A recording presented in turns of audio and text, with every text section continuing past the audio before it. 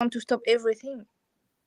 Yeah, I was up. Yeah. All right, guys, we're live. I know I'm on Facebook, Twitter, and YouTube. We're gonna start out with Housewives.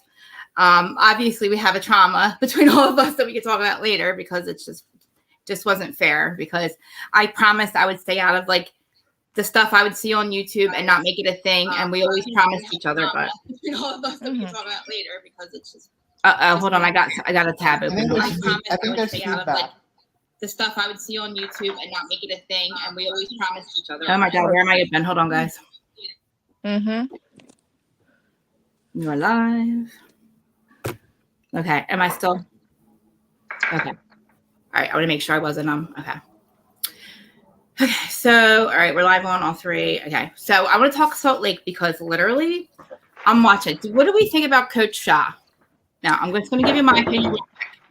I think now that he knew, I before thought that he didn't know. I think that he knew he's doing the best that he can to literally just be a good husband and not say what he, not say she's guilty. Do you understand what I mean?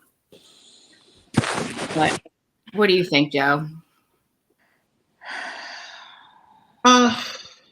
Me too, Joe. Me too. Me too. Yeah, both is. Yeah, I think he knows. And I was actually hoping that Trish would join us. I think she may have dropped off. No, I didn't. Yeah, what? Something happened. I didn't hear what you were saying. What was the question? Coach Shah, do we think? All right, so watching him now, what do you think? Do you think he knew being an attorney? He's not a dumb man. So you think the way he was speaking first about the Uber thing, and two, what do you think about him thinking she's guilty, not guilty, his involvement, not involvement? Yeah, it's interesting. I thought he's gotten off with such a pass, don't you think? I mean, compared to Erica, I thought that he was just kind of like saying, well, I just don't question my husband. He was so soft-spoken, so he came across really likable. But I was, that was almost like willful ignorance. And you might say, I don't question my wife about her business, but you file a tax return with her. And, maybe they don't file jointly, though. I doubt it, because just for tax reasons, it costs a whole lot more as a married couple to file separately. So I can't imagine why they would do that. And I don't buy it. I think that if he didn't know, it was because he didn't want to know. It was willful ignorance. And how I need this Uber driver, because I heard that podcast or whatever it was. Are these women who ever found this Uber driver? Because I believed it. I heard what he said. He, I don't think that he got caught up in this. And I think when he said that there's never been a cheating crisis. How do you explain that?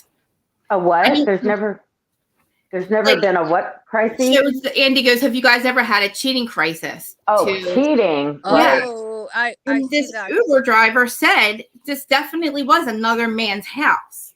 Semantics.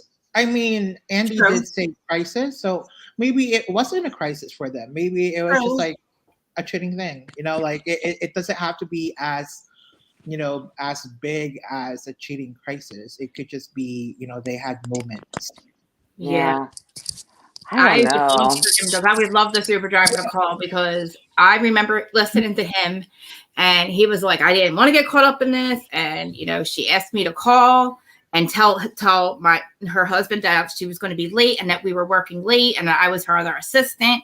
And that's right. Yeah, like it was a whole thing. And for Andy to not even, he brought it up a little bit, but I don't know what Andy believes and what he doesn't believe. I believed that Blind Item or whoever it was, I wish I could cite who it is, but it was like a social media, Instagram, somebody that's really in with Bravo and finds out all the dirt, got a hold of this Uber driver, and he's But it's Andy, so he doesn't really source those. He doesn't. Content creators. He knows. I think Andy knows about the blind item. I think he knows so much. I have some suspicion. Maybe someone of the production is behind some of blind items. I say that because it was very accurate. I say allegedly. I'm not sure. I said, you know, wouldn't that make sense? allegedly. It would make sense, actually. And I was like, Trish, I just ask a question. I'm in France. Do you think the lawsuit can come to me in France, in Paris? I just want to know that. No, okay. No. I can say okay, but You're I say fine. just that. Yes, But but yeah, I you know, always say that would allegedly be because why wouldn't Andy drill down more on that? Why would he not? Because he needs a Jen for the third season. Because he lost Mary, he was very, he learned his lesson about that. He said, if I lose Jen, I lose my golden pot. Yeah, well, It's he's like going to that. lose her anyway. And you know, when Andy said that Southern District of New York has a 95% 98. conviction or 98% conviction rate, and she said, well, that's because most people plead out.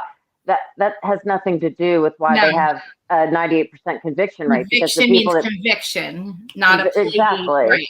And the people that pled out, they pled because they were guilty. And the people that hold out are trying to convince themselves either that they're not guilty or that they're too smart. I think she believes that she is smarter than the system and that she gamed the system and that whatever legal shell corporations or aliases or whatever she did to insulate herself, she thinks that she's smarter than the feds and that, but to tell me on the one hand that you're smarter than the feds, but on the other hand, you don't even know what the term is that you're facing. Right. How do you play that both ways? Like, I'm so smart, but I have no idea. And you can't tell me that her attorneys have not said to her flat out, you are facing one charge of 20 years and one of 30 years. Do you feel like she's setting up a thing like where she kept trying to make a point? Even Andy, I couldn't believe he said it. Do you think Stewart's family got the same treatment? Trying to say because he's white and she's brown. I feel like she's setting up a rate. Like she's going to try to say going after her because she's like the Brown family. He's black. I was like, if that is going to be her. She did bring it up. She actually brought it up because she said, look at the brown woman making good and look at the brown woman spending all this money. I was like, I thought, really, is that going to be her defense? I don't think that's a good defense. Do you think it? I just one thing about the CCTV when you see the two sons of Jen. I think Jen had maybe some tactics to go out about the situation about the public eye. Maybe she said in her head, I will maybe go to jail, but I will do one thing. I will go to have the opinion of the people to me, to agree with me, to play the card of the minority, of a black minority in the moment of Black Lives Matter. Because I was on the live of Kempire, and in this live they said it's a Jen Shah. She gives the footage of the two kids. Yes. There. And I say, okay, I think she has someone to make a strategy. I think it's maybe allegedly, maybe her husband say, okay, honey, I'm black, I'm Muslim. Yes. You are brown. You must to play this card and you must to play dumb. You must to say you're smart, but you must to play dumb also because you want to public. You make any identification to me, your husband, the black husband, to the kids, and to you. You are mother. You are housewife. You are dumb. You can't do that. It's just to add the risk. And maybe she go to jail, but she wants to say I go to jail, but I play the innocent card because I'm dumb, but little bit smart. And she said that to be innocent. And you know what? Maybe she go to jail, but she go to have a deal in Netflix with a book, with interview. That's what I was going to say. Yeah, she's going to make a lot of money off this. That blind item was really for real. That was about her thinking that she's going to beat this and then make money off of this. Yeah. Well, at least they're smart enough. They're playing it better than Erica because Erica is just, she didn't get the memo on how to be, contrite, low key. Read the room.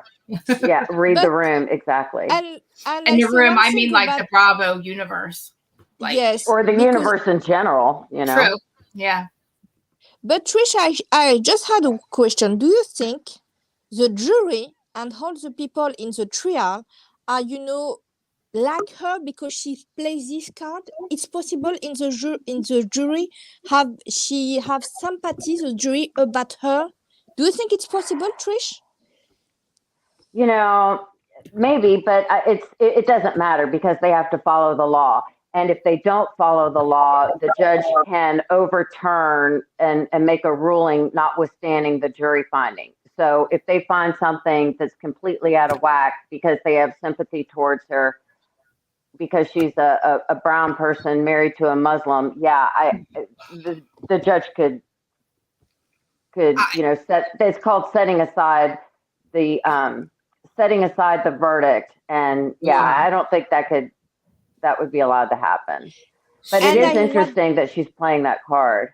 I was shocked. I just had one question also. Do you think the jury can give her about the jail time, the little jail time with the sentences to follow the law about her crime?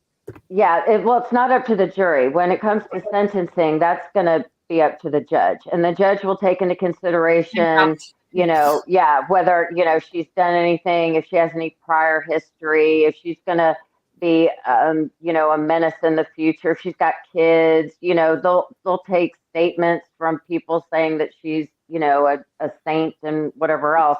And, then it'll be up to the judge. I don't know if federal sentencing guidelines, if they apply, then he or she will be limited. It sounds like there are sentencing guidelines, these 20 and 30 years, and I know she'll have to, she'll for sure have to serve. What did Ronald Richards say? He said if she had pled out earlier, she might have gotten away with 8 to 10 years. Yeah. So that means she's looking at something significant, like 20 years. I'm confused. Like Sarah tried to explain to me the Stu Chains. Hi, Michelle, by the way. I added Michelle, actually. Hi, everybody. Hello. Hi, Michelle. Hi, Trish. Hi, Gabriella. So I'm confused on, Stu Chains. So all these plea deals, right? Are they all in line with their pleading saying that yes, we did this. She's our ringleader. So are they now sentenced and we just don't know what we don't know what it is, or they have to wait till she's found guilty, or what's this? I think at least with Stu Chains, because it was sealed and carried over. And I don't do criminal law, but I believe that means that they're going to wait to see if the information he provided was accurate and useful and helps to put Jen away.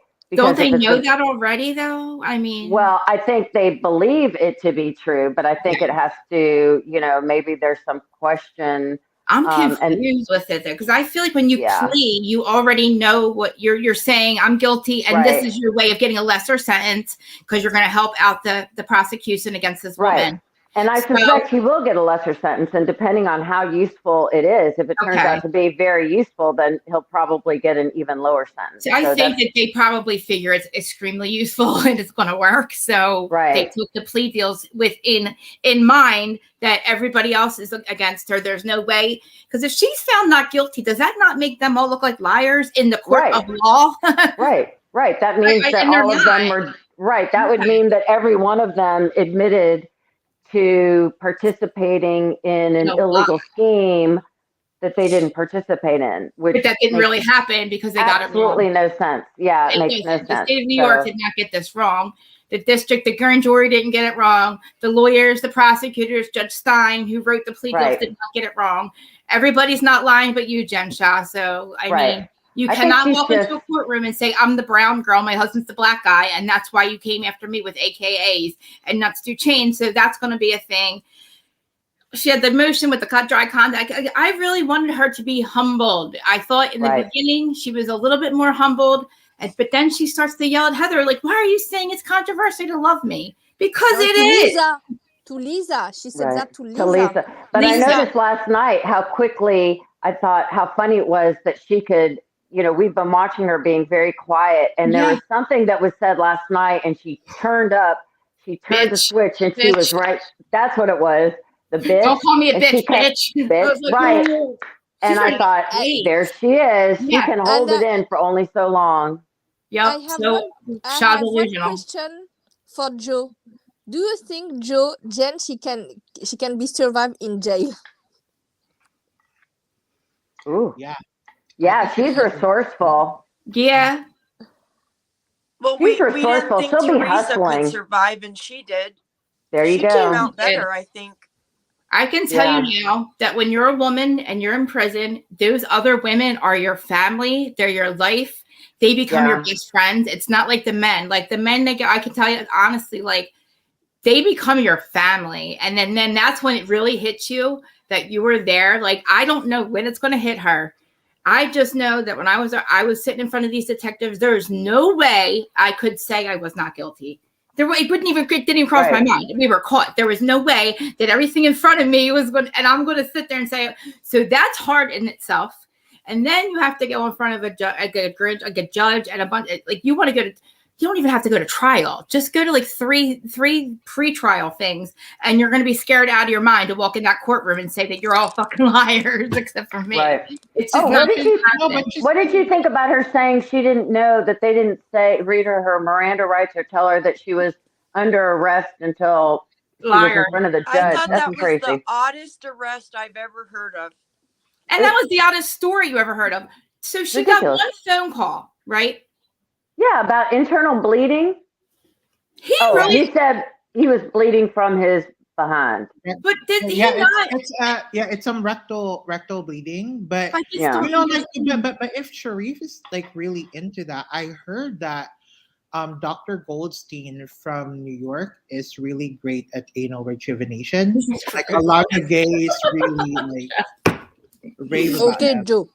Joe, seriously though, like I heard the story and I'm like, I had the dead ass asleep. I'm like, this dude is lying for her. I'm like, Coordinator Shaw, stop talking, because nobody. But I promise though, I know some people that rave about Dr. Goldstein.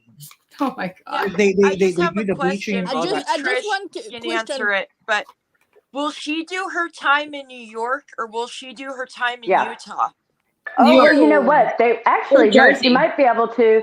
No, she might be able to ask for a federal facility near her home. Oftentimes, they make accommodation for people with families, and depending on availability. Again, I don't do criminal law, but I think that they will, if she puts in a request to be closer to home, if they can accommodate, they might actually do that. I don't know. Are there a lot of club feds out in Utah?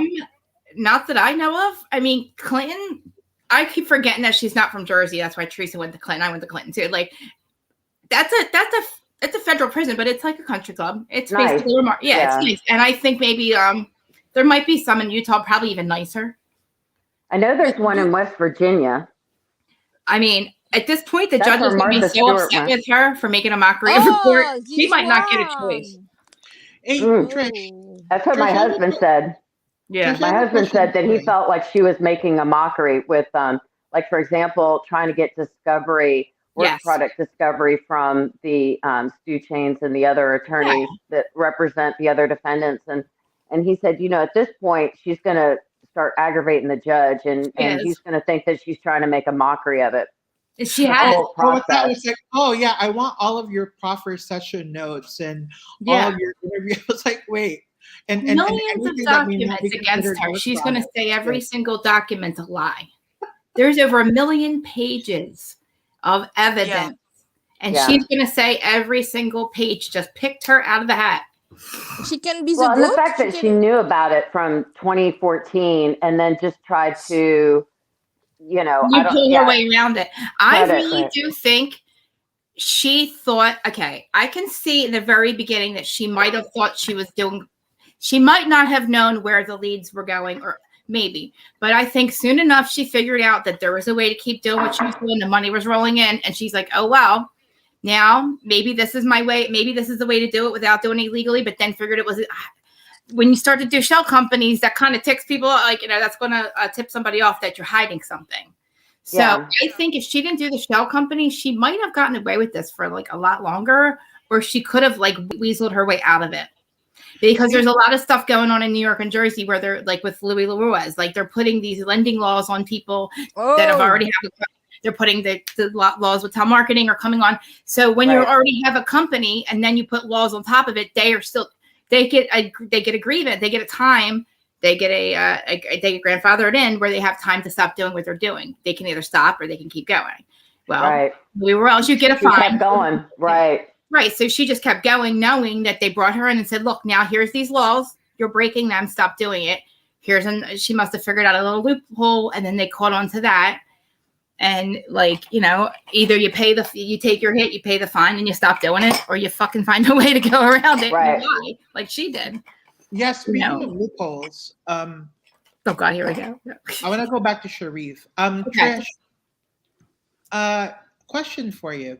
Do you, because I think Sharif was a commercial litigator for about 5 years, right? That's what I did. Yeah. Yeah. So like, how much of what a commercial litigator knows in practice can actually apply or help support how Jen potentially could leverage Sharif's knowledge in getting I see what you say. Wait, she could leverage Sharif's knowledge for what?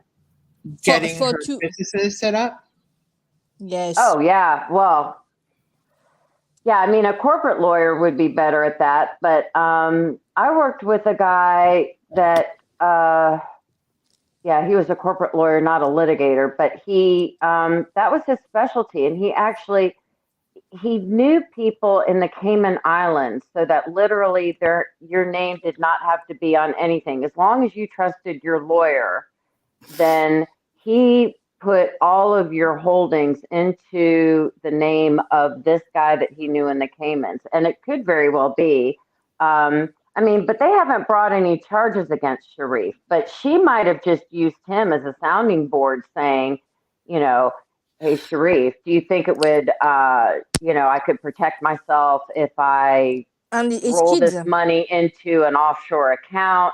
He would definitely have knowledge of those things, even if he did litigation, commercial litigation. You still learn about those things in law school. You learn about different ways to shield corporate assets during litigation, depending on, if you're trying to go after assets or shield assets. So he would certainly have that kind of knowledge to help her. She could have, gone to him, but he's acting not only innocent, but as though, we're kind of innocent. Well, and just say that, she's just such a hard worker and I would never question. And, I'm thinking not even when you signed the income tax returns that said y'all only made $100,000 this year, but yet she's wearing a $250,000 Cartier ring. I heard one of the angles she's going for is she's trying to claim that this lifestyle is actually a farce set up by Bravo. That a lot of these things were not owned by her, that they were loaned. And that's fine. You can say that, but she's trying to say that it's up to the prosecutors to prove that everything she showed was hers, where in fact the burden is on her and will be on her to show that they are not hers. I was going to say, where does the burden of proof land on now? Yeah, the burden of proof is on her. So the presumption is that when you represent that all this stuff is yours, now it's your burden to show, it's all mine except for this $200,000 ring that I'm borrowing, or, the furniture that Bravo brought in to make my house look more chic. You can't just say it's up to Bravo to tell me what's fake. No, you got to prove what it is that you're saying that Bravo faked up for the production value. Is that even going to make a difference, though, when you have actual cash, when you have actual money in actual fake account? Like, when you actually make up, like, does any of her, that's like an afterthought, right? To pay people back. Yeah. So that's not even going to matter whether she did this crime or not, because that's just going to say what she's accumulated from her crime, right?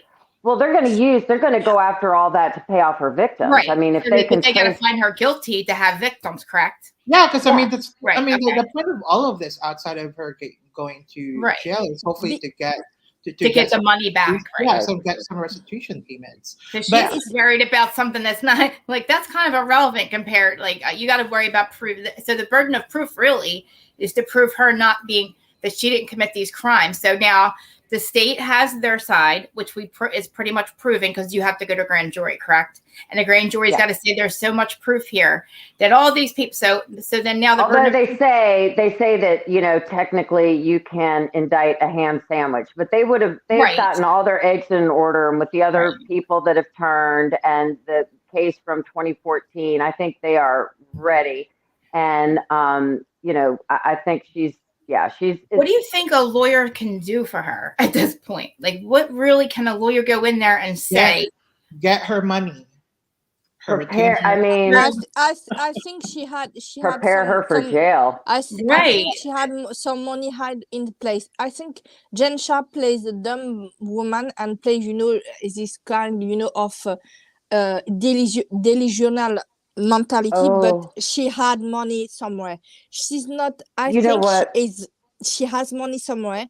I heard this theory, but it's fun conspiracy theory about the Delaware. I don't know what is going on in Delaware, but I heard Delaware, it's placed, like Cayman Island and Luxembourg, about taxes, everything like that, and you can hide money in Delaware, in some bank in Delaware. Yes, I heard that. There's a lot of companies that would incorporate or put their LLCs in Delaware because of something, but because of tax laws. Because of favorable. I think it's favorable tax laws. And getting back to what you're saying about collecting for the victims are going to have to have a judgment against Jen Shah and or her company, and then they will have to perfect that judgment by filing it wherever she's got like real property or any assets. None. And then you have to send. If she ever tries to sell her real property, she'll have to pay off your lien. So it's not so easy as, well, she's been found criminally guilty, now I can get my money. It's a whole, you've got to get your civil judgment, you've got to perfect your judgment, then you've got to find the assets and collect. So maybe you can garnish her wages. Maybe you can find out where she's got money in a bank account. Every 6 months, once you have a judgment against somebody, you can call them in for debtor interrogatories. And every 6 months, you can have them come in and sit down. You could take the money out of their wallet, the rings off their fingers, anything that's not exempt or excluded or otherwise protected. You can, ask them questions about where their assets are. So what is it? Was people's credit card companies were getting charged, right?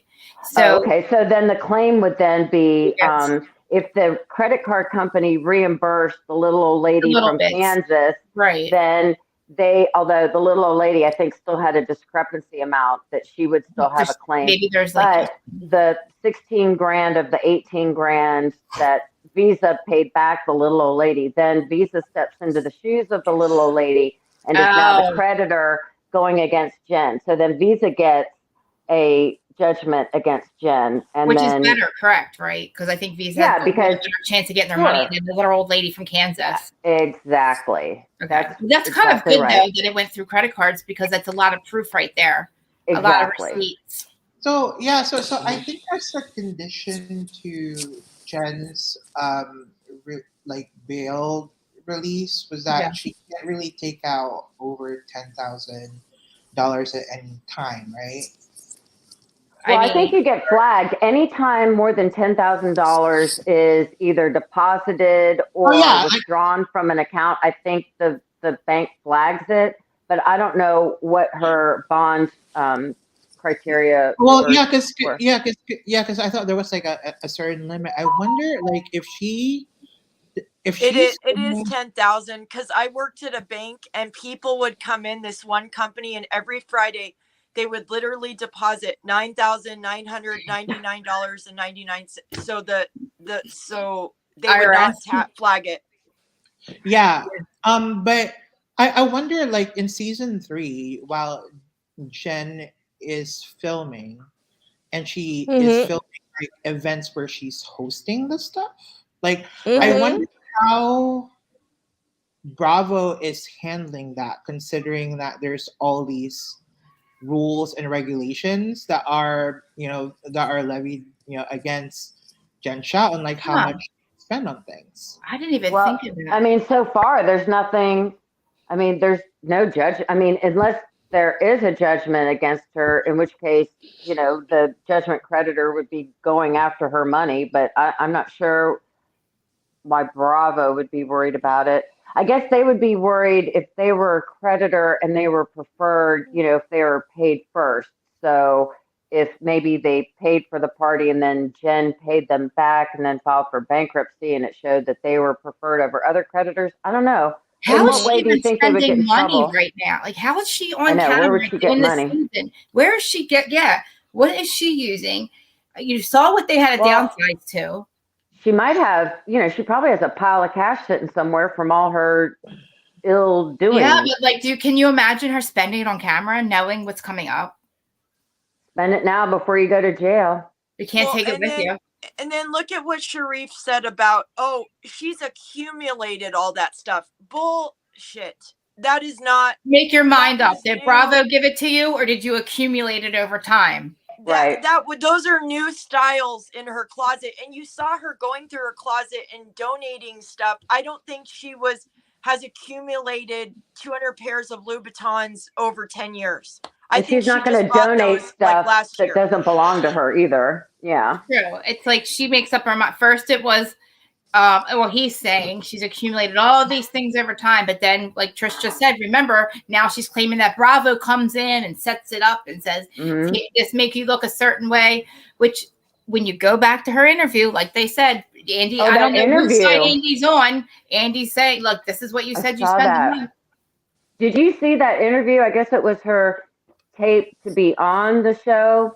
Yeah. I think they did it on the after Bravo show, and she said she spent like $50,000 a month. And he's like, some money. Nobody thought that he was a little league coach. First of all, Shah. Nobody thought that. What are you talking about? I'm sorry, but Coach Shah, I need an answer. She said he was an attorney. He was a coach for NFL. He met no, not NFL, a D1. D1 team, Division 1. But he was. No, I thought she said he was an NFL agent. NFL. At one point, he was. Okay. Yeah, those are crooks too. Those are crooks. Yeah, he's been years as a practicing attorney, commercial litigator from 2001 to 2006, and then as a trial attorney from 2006 to 2011. That's very sad to hear. Huh? That's very sad to hear that he actually has some legal knowledge, because there's no way he really thinks that she's innocent. There's no fucking way. Sorry, guys. And then he became a certified agent. He kind of helped her. I believe she talked. Structure her businesses like, this is what you can do and this is what you can't do, and she just pushed the limits. You know, or at a minimum, she would have talked to him about it. At a minimum, she would have said, this is what we're doing, and hopefully it will protect us and shield us. But you can't tell me that she doesn't tell him everything. I just feel like you would have to really believe, we'd have to believe that two parents are willing to put their kids in that much danger, position, lose both parents, to lose everything. Hi, Mocha. To lose everything. Like, you would really have to believe that two parents, what are the chances of two people being that disgusting? Well, he hasn't been charged, so I think, she's probably figuring, we could live this $1 million. She's thinking, I'm, giving my kids this $1 million lifestyle. I'm my aunt, my cousins, my family from Tonga.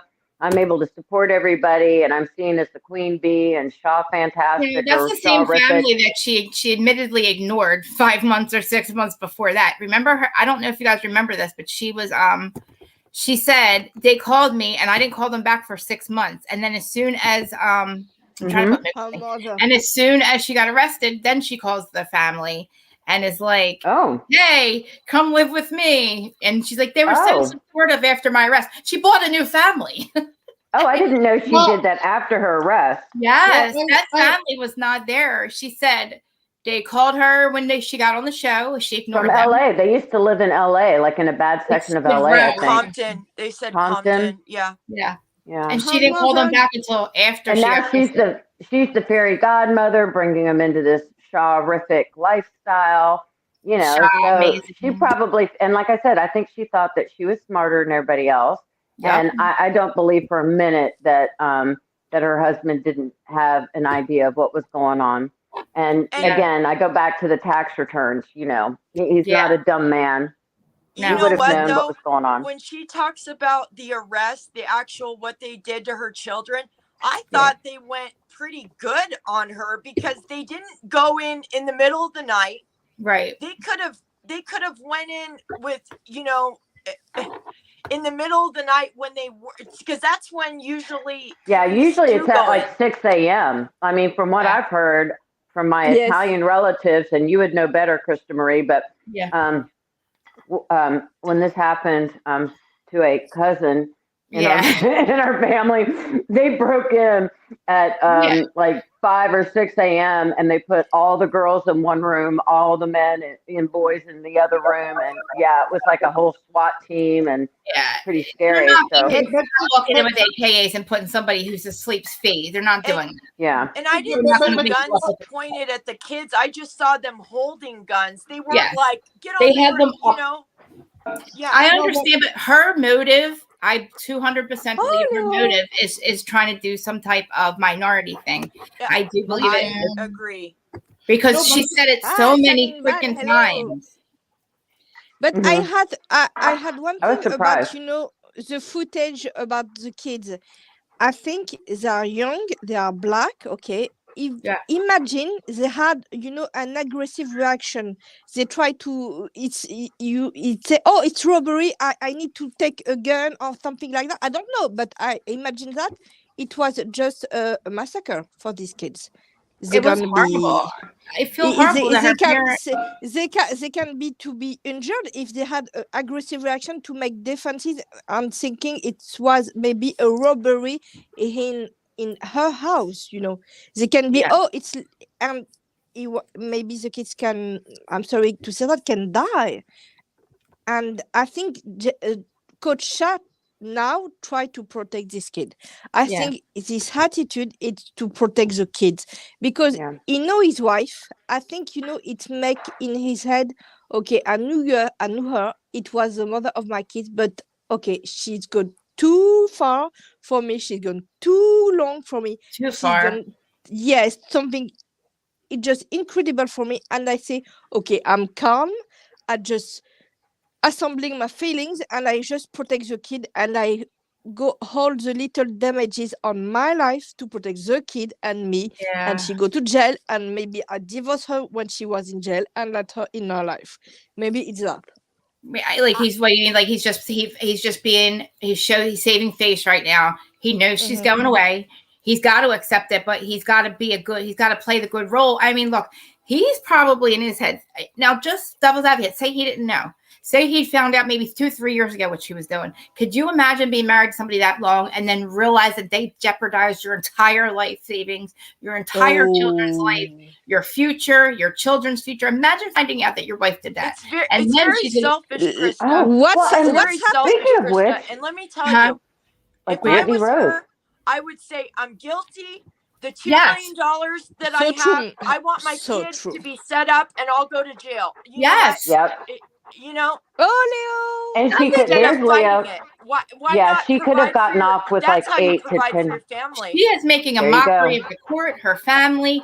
All she's doing is making this worse for her children because she's going to go away longer. They're going to make a mockery. They're going to make example out of her for her mouth. Yeah. Oh, the judge is going to say, about? Can we talk, speaking of spending your whole life savings? So now after Whitney Rose spends their whole life savings, her husband gets fired yesterday from a company that they say is like a Ponzi scheme. Okay, do you think it's really fired? I think because it's say in the show. It's a Ponzi scheme. Yeah. Oh, it's. So do you think he is a So do you think he did something illegal, or do you think? Gosh, I don't know, but it sounds like the company he worked for was doing some Ponzi scheme kind of stuff. Ugh, yeah. Like I didn't get the whole. I don't even know where I saw that. I think maybe it was he said in the show it was on Up and Adam. He said in the it? show that he had 4 years ago, this company was sued. I don't have mods, by the way. Okay. Yeah, it happened 4 years ago, but then again, recently, he just got fired, and I think those claims have popped up again. Yes. Oh, okay. And she was because they speaking in the show about this story and witnesses to Jen. I'm sorry because no. I think one thing, witnesses go straight to Lisa for some little thing, and she make Lisa a bad person.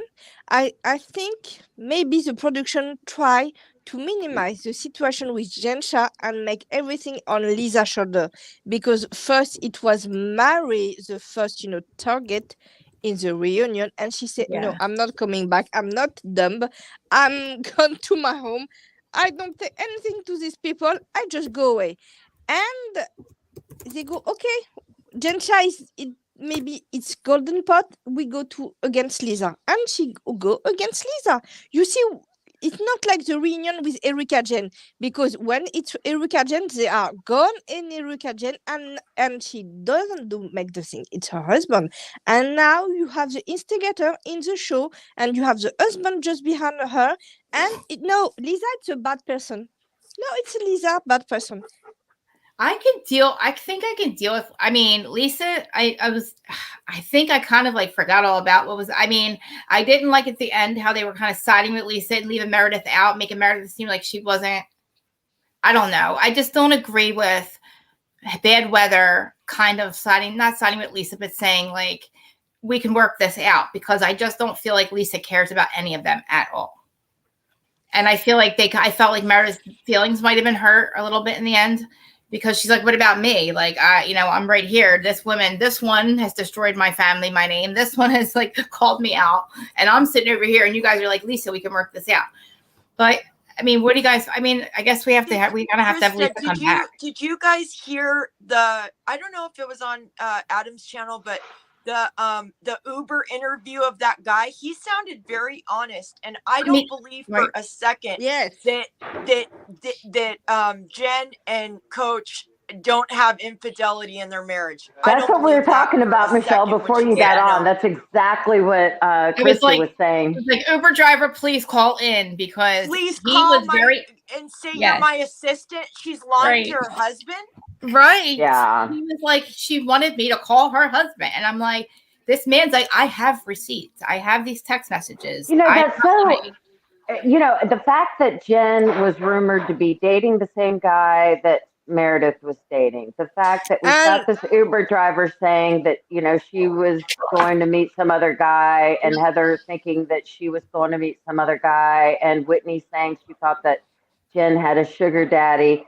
And, it almost seems like a marriage of convenience, where Coach had got to live this great big lifestyle. He had these Shaw fabulous parties, but he could also get away from it. I bet he was... division party in a lot. You have the Rose Bowl, you have championships, you have AFC, NFC. So you're on any the road. Division I school is going to be a huge deal. So he's probably on the road. He probably has his own side things going on. Isn't it in the Muslim culture you're allowed to have multiple wives? That's okay, right. but yes, Muslim. Okay, you can to have multiple wives, but you must first you first wife need to be okay, and you must to have the money to have multiple wives, and you must to make promises to you have equity to the times we have, but it's not of the from where I'm from, because I'm Muslim and I'm from North Africa, a part of me, and I said in North Africa when I was growing up, you don't have this polygamous thing, but in some country in other part of Africa you can to have that, but it's gonna be very rare, because you know what, you must to have all these wives, it's agreed to live with them, and it's very with very rules, like in Mormon church you have rules, you have very rules, and I think I don't hear Coach Shah asking, because Jen don't accept that. She said, I'm Muslim. I don't think he wants multiple wives. I just think it's not out of the question for him to, get a side chick. Or her, I mean, she's saying, remember season 1, she was like, I'm home all by myself all the time. Stubert Chains, I call him, because that's like his like, I call it his superhero name, because he went against her. So he's like Stubert Chains. I feel like that was her person. And I don't like how she tried to distance herself, because you got all this proof of how close they were. And then she tries to distance herself during the season from Stubert Chains. And then she's like, well, imagine talking to somebody every day and then you're told you're not allowed. Which one is it? Was he your cohort or not? No, I think they were very close. I think they were criminal conspirators. But I think she also had other men that she was seeing, because, there was the rumor that she and Meredith were seeing the same man. So, like Harry Dubin or something. Yeah, so that she...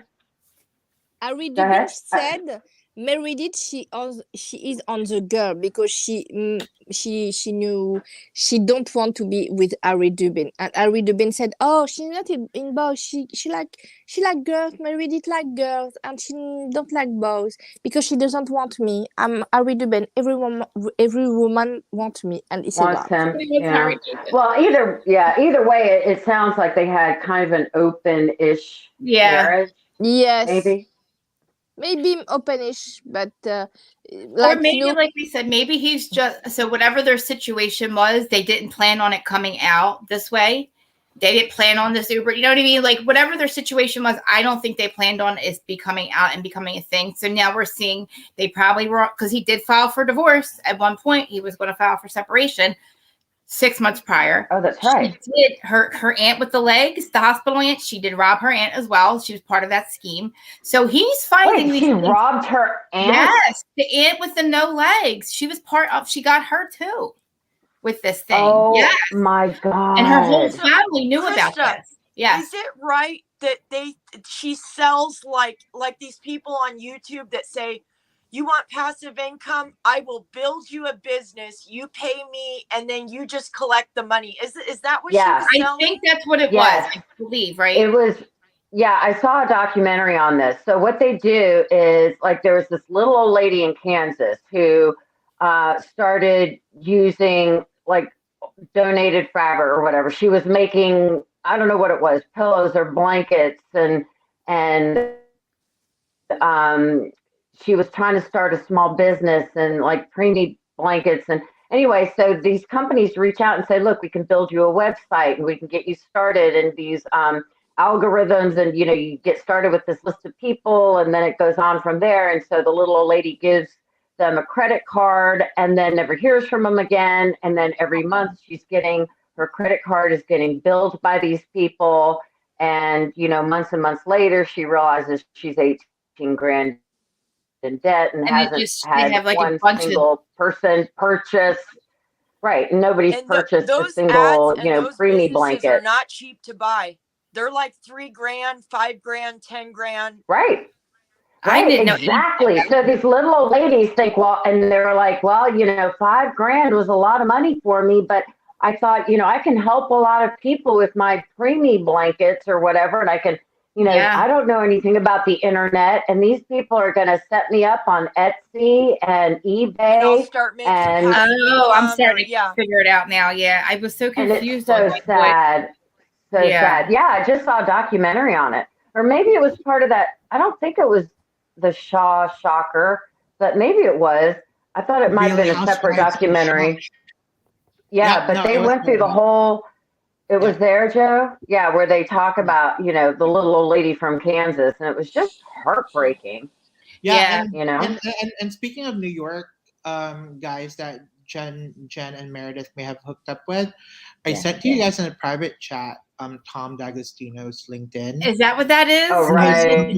His company Smart Source, and what they do.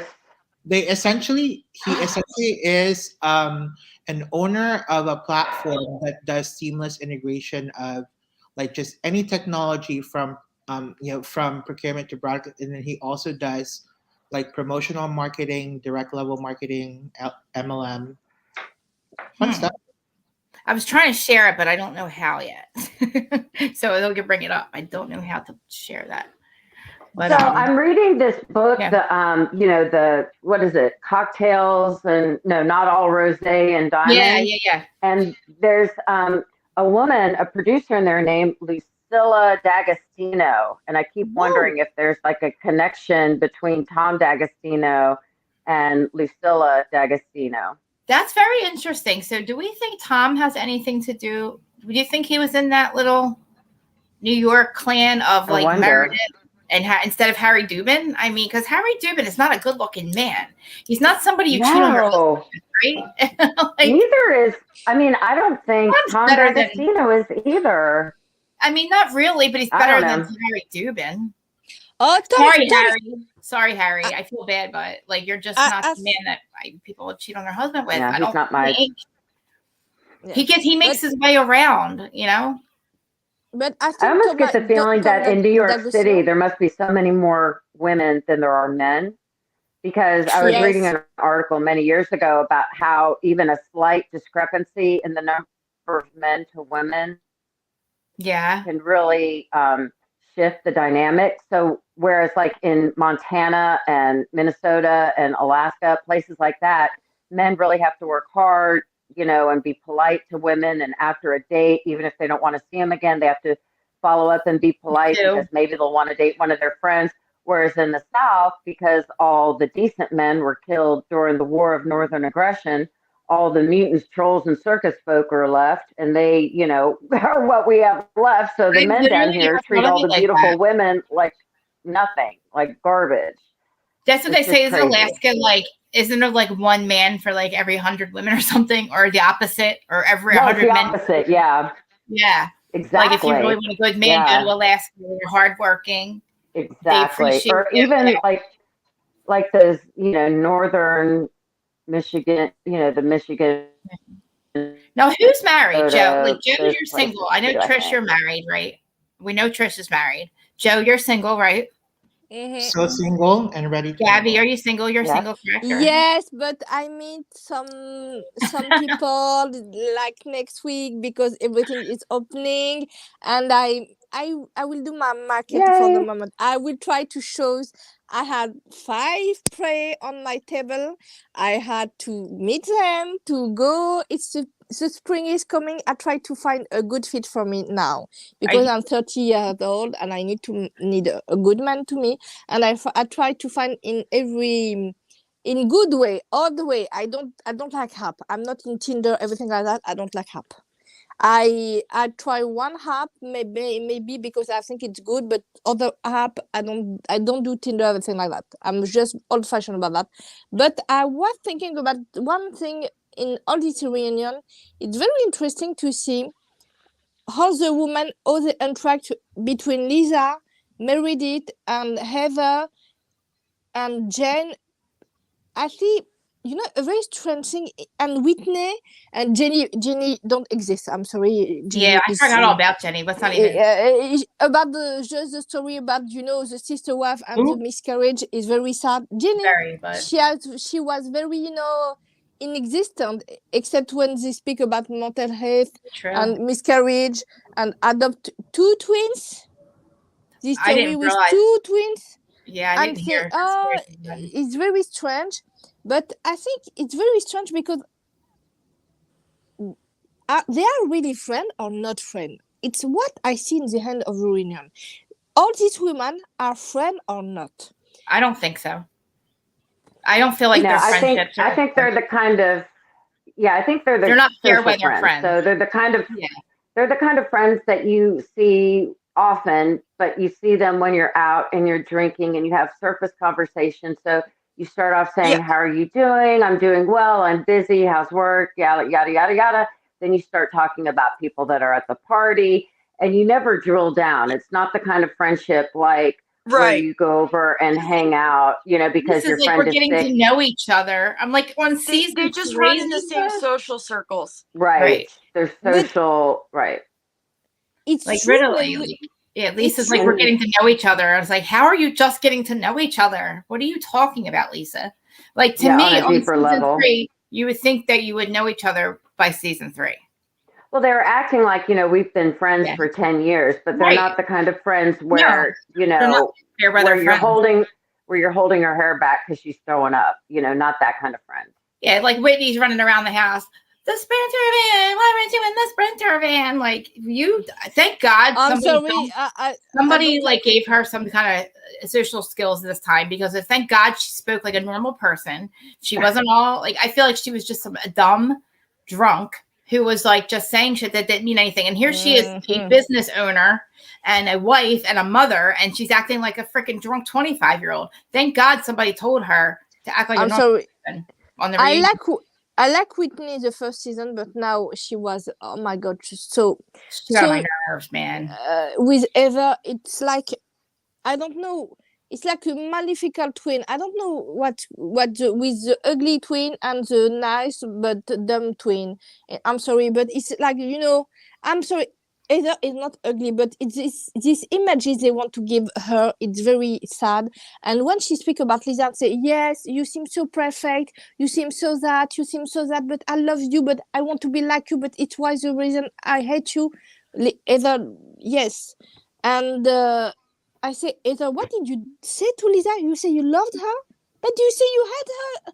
And I wait, okay, it just, I don't know what's happened with Heather in her head. And because, you see between the reunion, you see Lisa and Heather and Whitney speaking and make kumbaya thing.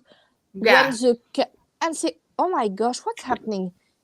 I was like, why are they, what are they doing? Because I felt bad for Meredith. I can't get that to come down, guys. Sorry, I'm trying to get my. Here's my thought. I think Heather and Jen are actually friends.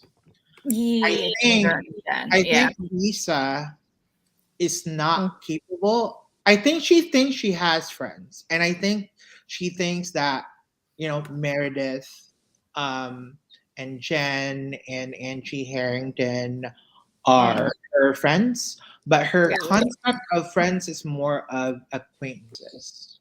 Like I don't think she's capable of developing deep friendships because she herself hasn't figured out how to be vulnerable for people to actually cultivate the friendship that maybe a lot of us are accustomed to. True. It just seems so Lisa like the one from Chicago. New York or Chicago? No, Heather. I think Heather's from. I mean, not Heather. Meredith is from Chicago. Yep. I was gonna say Lisa just comes off to me as just this like princess, that's been a princess her whole life.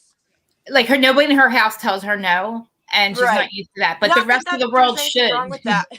There isn't. I'm just saying she just comes off as a princess. She does. Like you can tell, like when they're calling her out on her friendship skills, she's like, no, this is not going to happen. You're not going to tell me. I'm going to do my daily affirmations. I'm a good person. I'm a good friend. I'm a good person. I'm a good friend. I'm a good person. I'm a good friend. Like, but I don't know who's lying to you, but somebody lied to you. Lisa, in her way, in her head, she's a good friend. In her head, in her way, she was developed the kind of friendship she can to do. And she was very honest with herself. She said, I am like that. It's all I can to give. And I give what I can to give.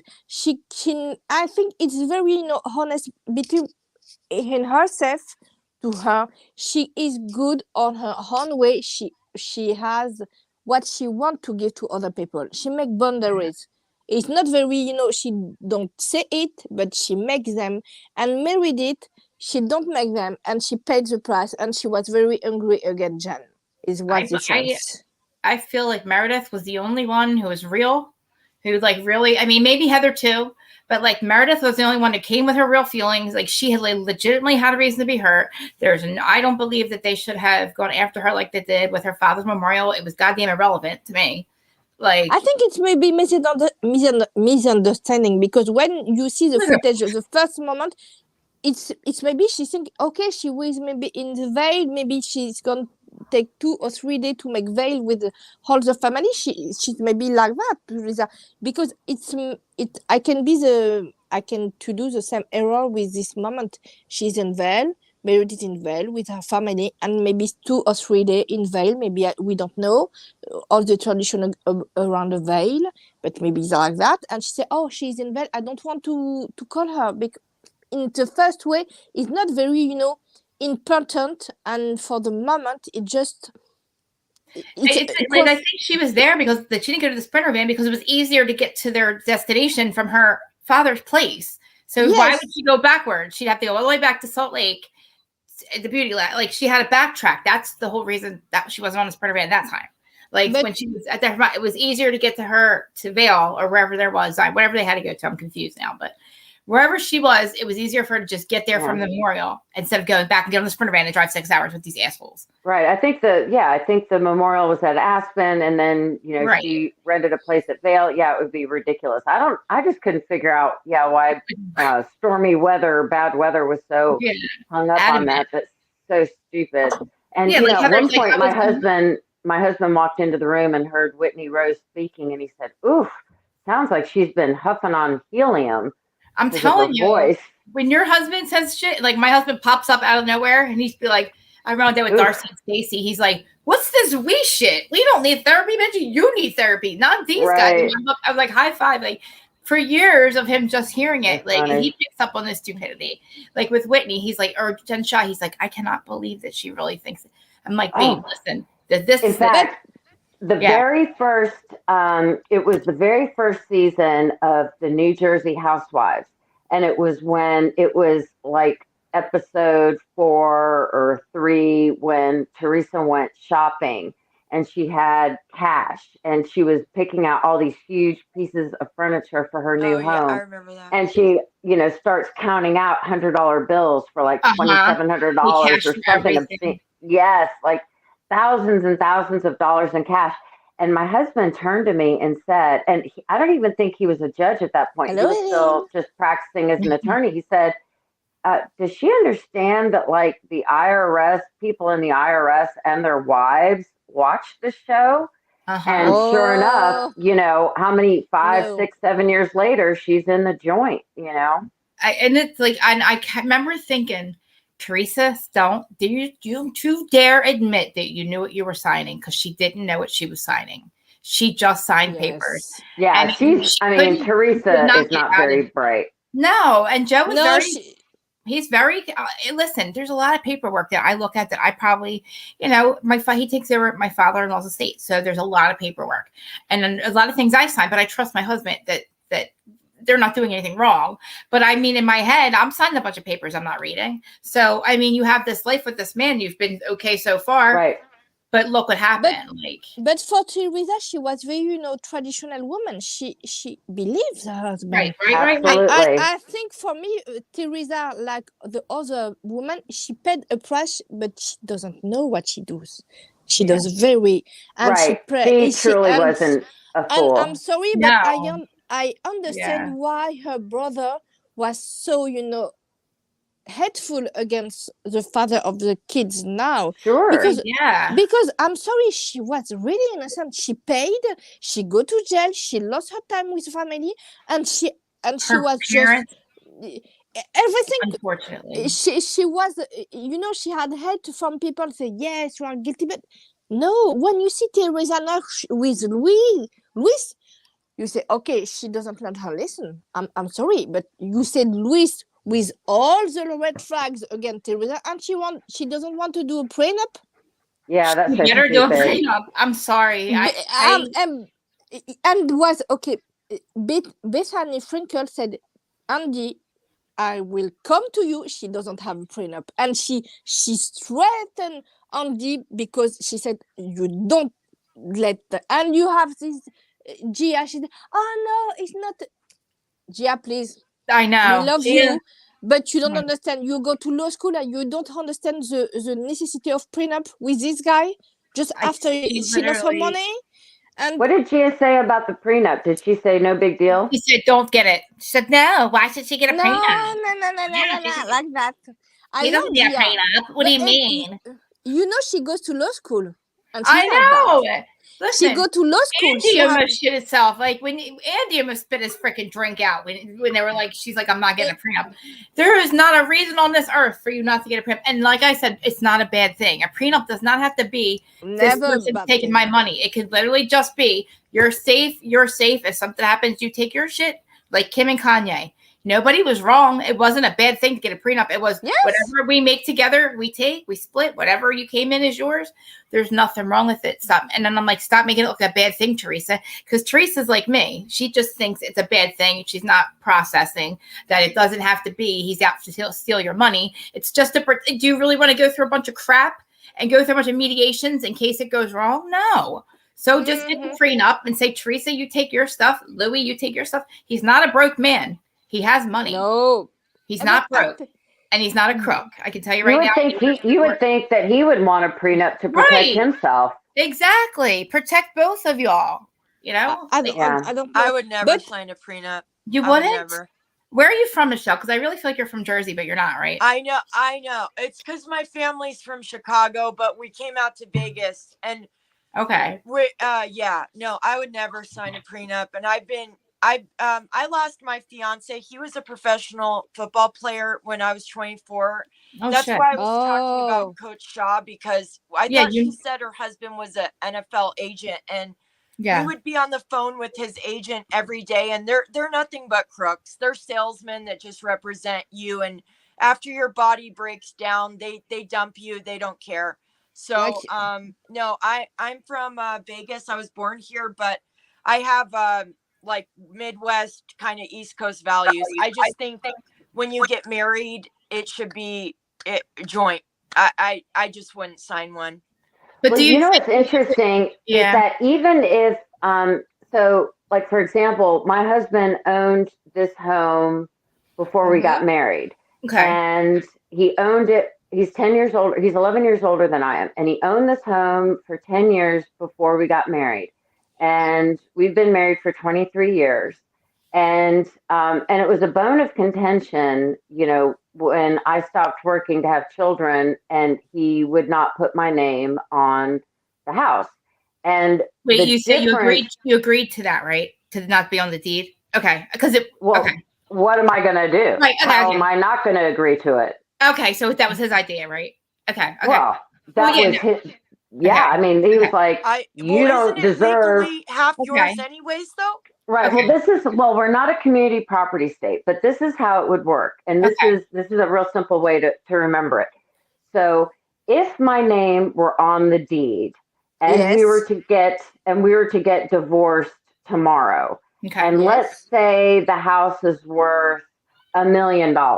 Okay. Mm-hmm. And if my name were on the deed and the house were paid off and it were worth $1 million, he would get $500K and I would get $500K.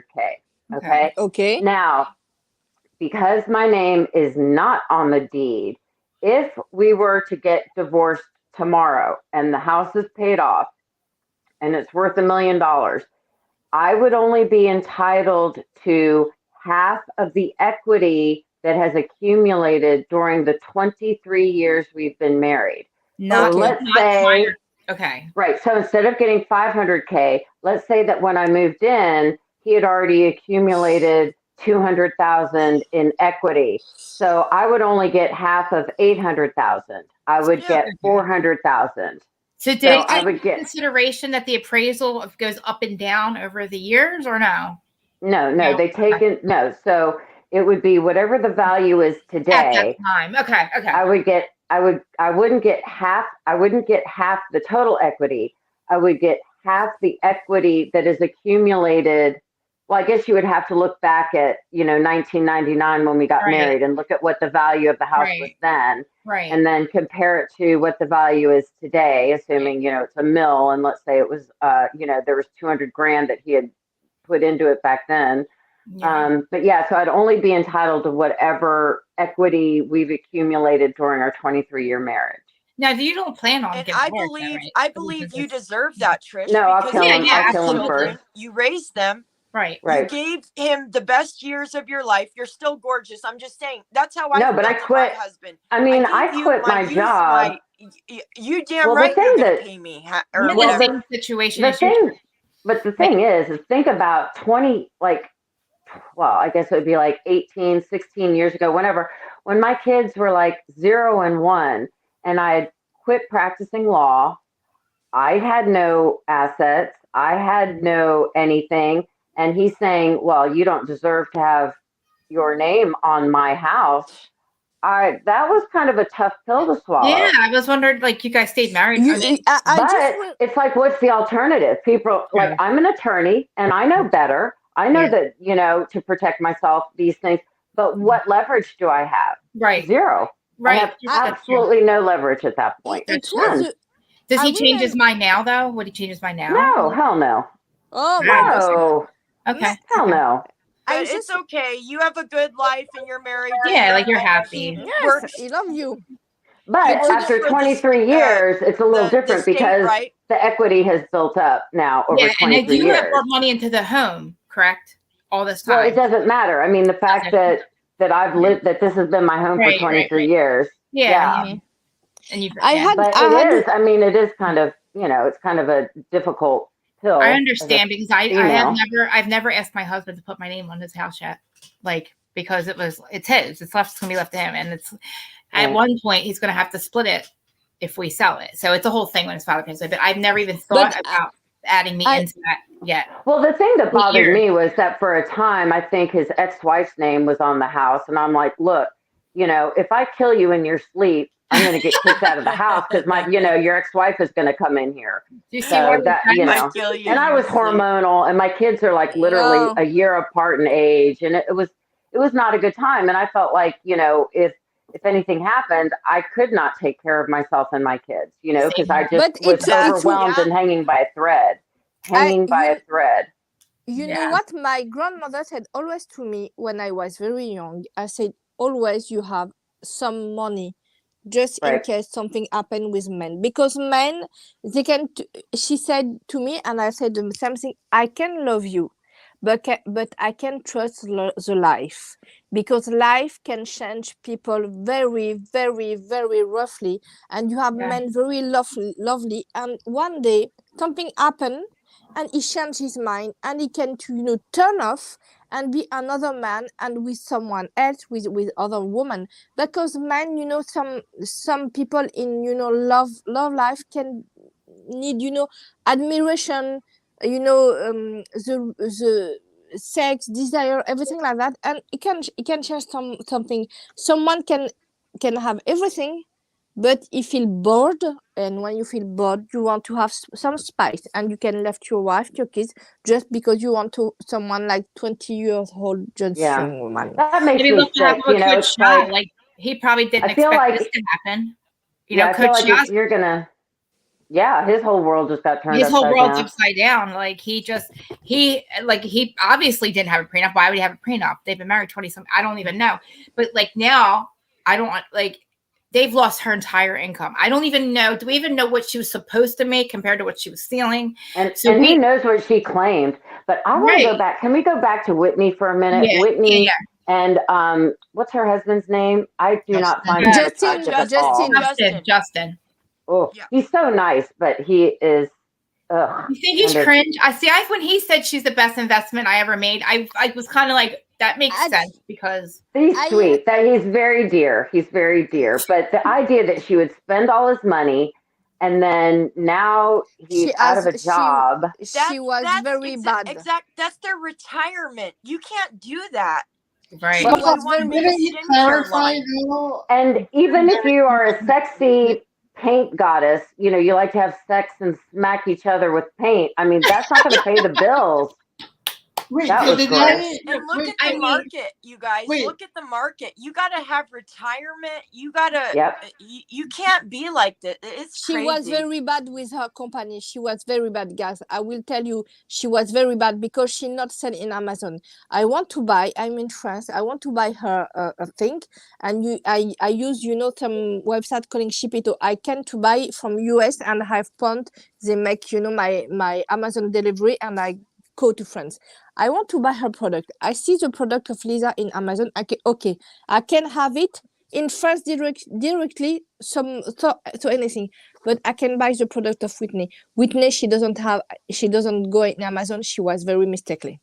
So she's not on Amazon. She's not in Amazon, and we speak. Remember when Jason makes the live about the product of the real TV show, and he say Lisa, she had her son, she make very good product, shampoo, body, etc. Oh right, that Wolf. Fresh Wolf, and the product are in Amazon now, and I can buy it in Amazon. She's on Amazon. Joe was saying something. What were you saying, Joe? Yeah, Joe. Well, no. What I was saying is and maybe I misheard what Justin said during the reunion, but I thought Justin clarified that when they said savings, they meant like the savings that they have together to buy a cabin. Oh, that's right. But do you really believe that though? You really believe that? Yeah, I don't know, because he said something different. They're either talking about their 401k, their life support if something were to go wrong. Right. Yes. I mean, because he said initially Whitney said in one of those interviews that she basically took her family's entire savings. Yes. Yeah. People and just now don't he's have backing money off like of that that nowadays. People just don't have money like that. But I had question. Whitney said, "Oh, I'm intelligent. I know some business thing, etc., etc." Okay, she said that. She had business. She had Jensha. She had business. She has Lisa. She know how to make VPR thing, everything like that. She doesn't ask to anyone to help her except maybe Heather, but little bit. But she make all the bad mistakes for a first honor in beauty company. And I was just astonished about that. Bravo gets 10% of your company even after you're a housewife. Like, I believe doesn't Bravo get 10% of every company that you? And it's like, no matter, even if you're not a housewife, doesn't Bravo continue to take 10% of your business? I think. Wait. If you're not a housewife, then you're not contractually, not in proximity to Bravo. So, like, once you leave, I guess maybe. I don't know. Once you leave, they still get the 10%. It's why the reason Shannon, she always in the OC show, because they add, some percentage in her business, but not in Tamra business and not Vicky business. Well, I think like Bravo's contract they have like, this is what I don't understand. You're hiring real housewives of whatever, say Kodo. Mm-hmm. They're not housewives because none of them are married any longer. And you want them to get a business. They have to contractually get a business while they're on the show. How is that a real housewife? I'm sorry. I understand. That's not Real Housewives to me. And how do you get a business? Right, like they're trying to do candles and I don't know. I'm sorry, but Bethany, she's beginning her business in Ronnie. She's making them a killing. So wait, is Bethany? She begins Skinny Girl in Ronnie.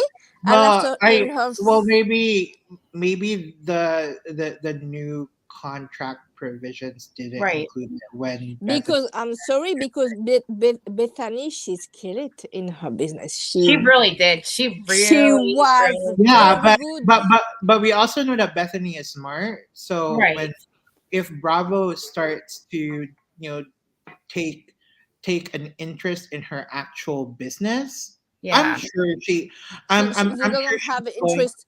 They doesn't have interest because Bethany make a veto about that. It does make sense though, because they get the advertisement on the show. Think about it, But once they I guess leave, it depends.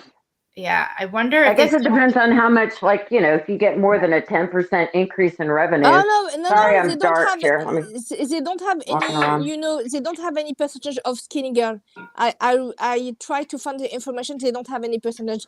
Bethany, she was very accurate with her contract. She doesn't make any mistake about that. She was very she's very smart, and she's very in the detail of everything. She doesn't sign anything, and it's reason Andy and the production loved her, but they are very afraid of her.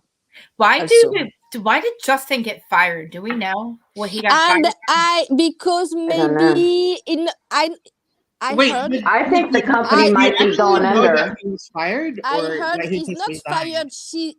He's going because he was afraid about a lawsuit of pyramid schemes, and That's what I think. I also heard a blind item.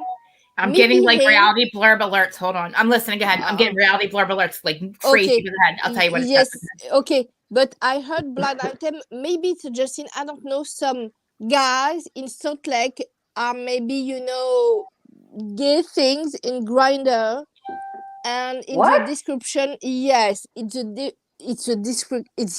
description. It's maybe.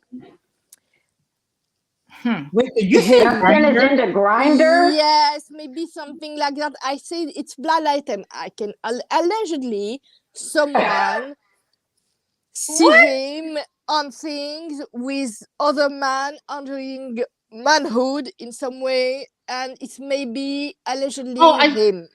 I thought that would have been Sharif, because that would have explained the record. No, they don't see black men. It's maybe him, but I don't know, because I think the husband of Meredith are most enjoying the Whitney breast than her husband. I don't know. No. I don't because know. this infatuation of the husband of Meredith to Whitney was so strange, and no, but I guess just going back to Justin though, like this Ponzi scheme case has been on for 4 years. And right? I think there was a lot of movement like the first year, but then it just became silent for the next 3. So I like if Justin was saying that he was quickly removed off the name from that list, like when it first started, then I don't understand why he would just be fired for. He's not fired. He's not fired. He says that, but I think he's not fired. He goes.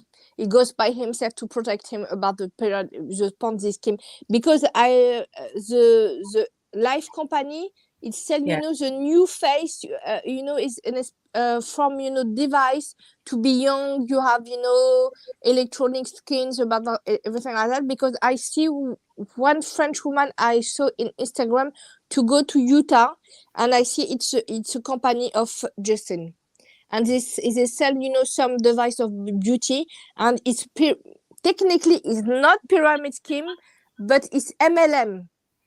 But he's the VP. He was the VP of sales, right? Maybe it's just one of those things where he sucked, or he was no longer bringing sales, and he was needed to move on. I don't know, but I think he's gone because he was afraid of a lawsuit, very afraid, and I think the lawsuit can be good against this company, because in France they have some the French law are against this company.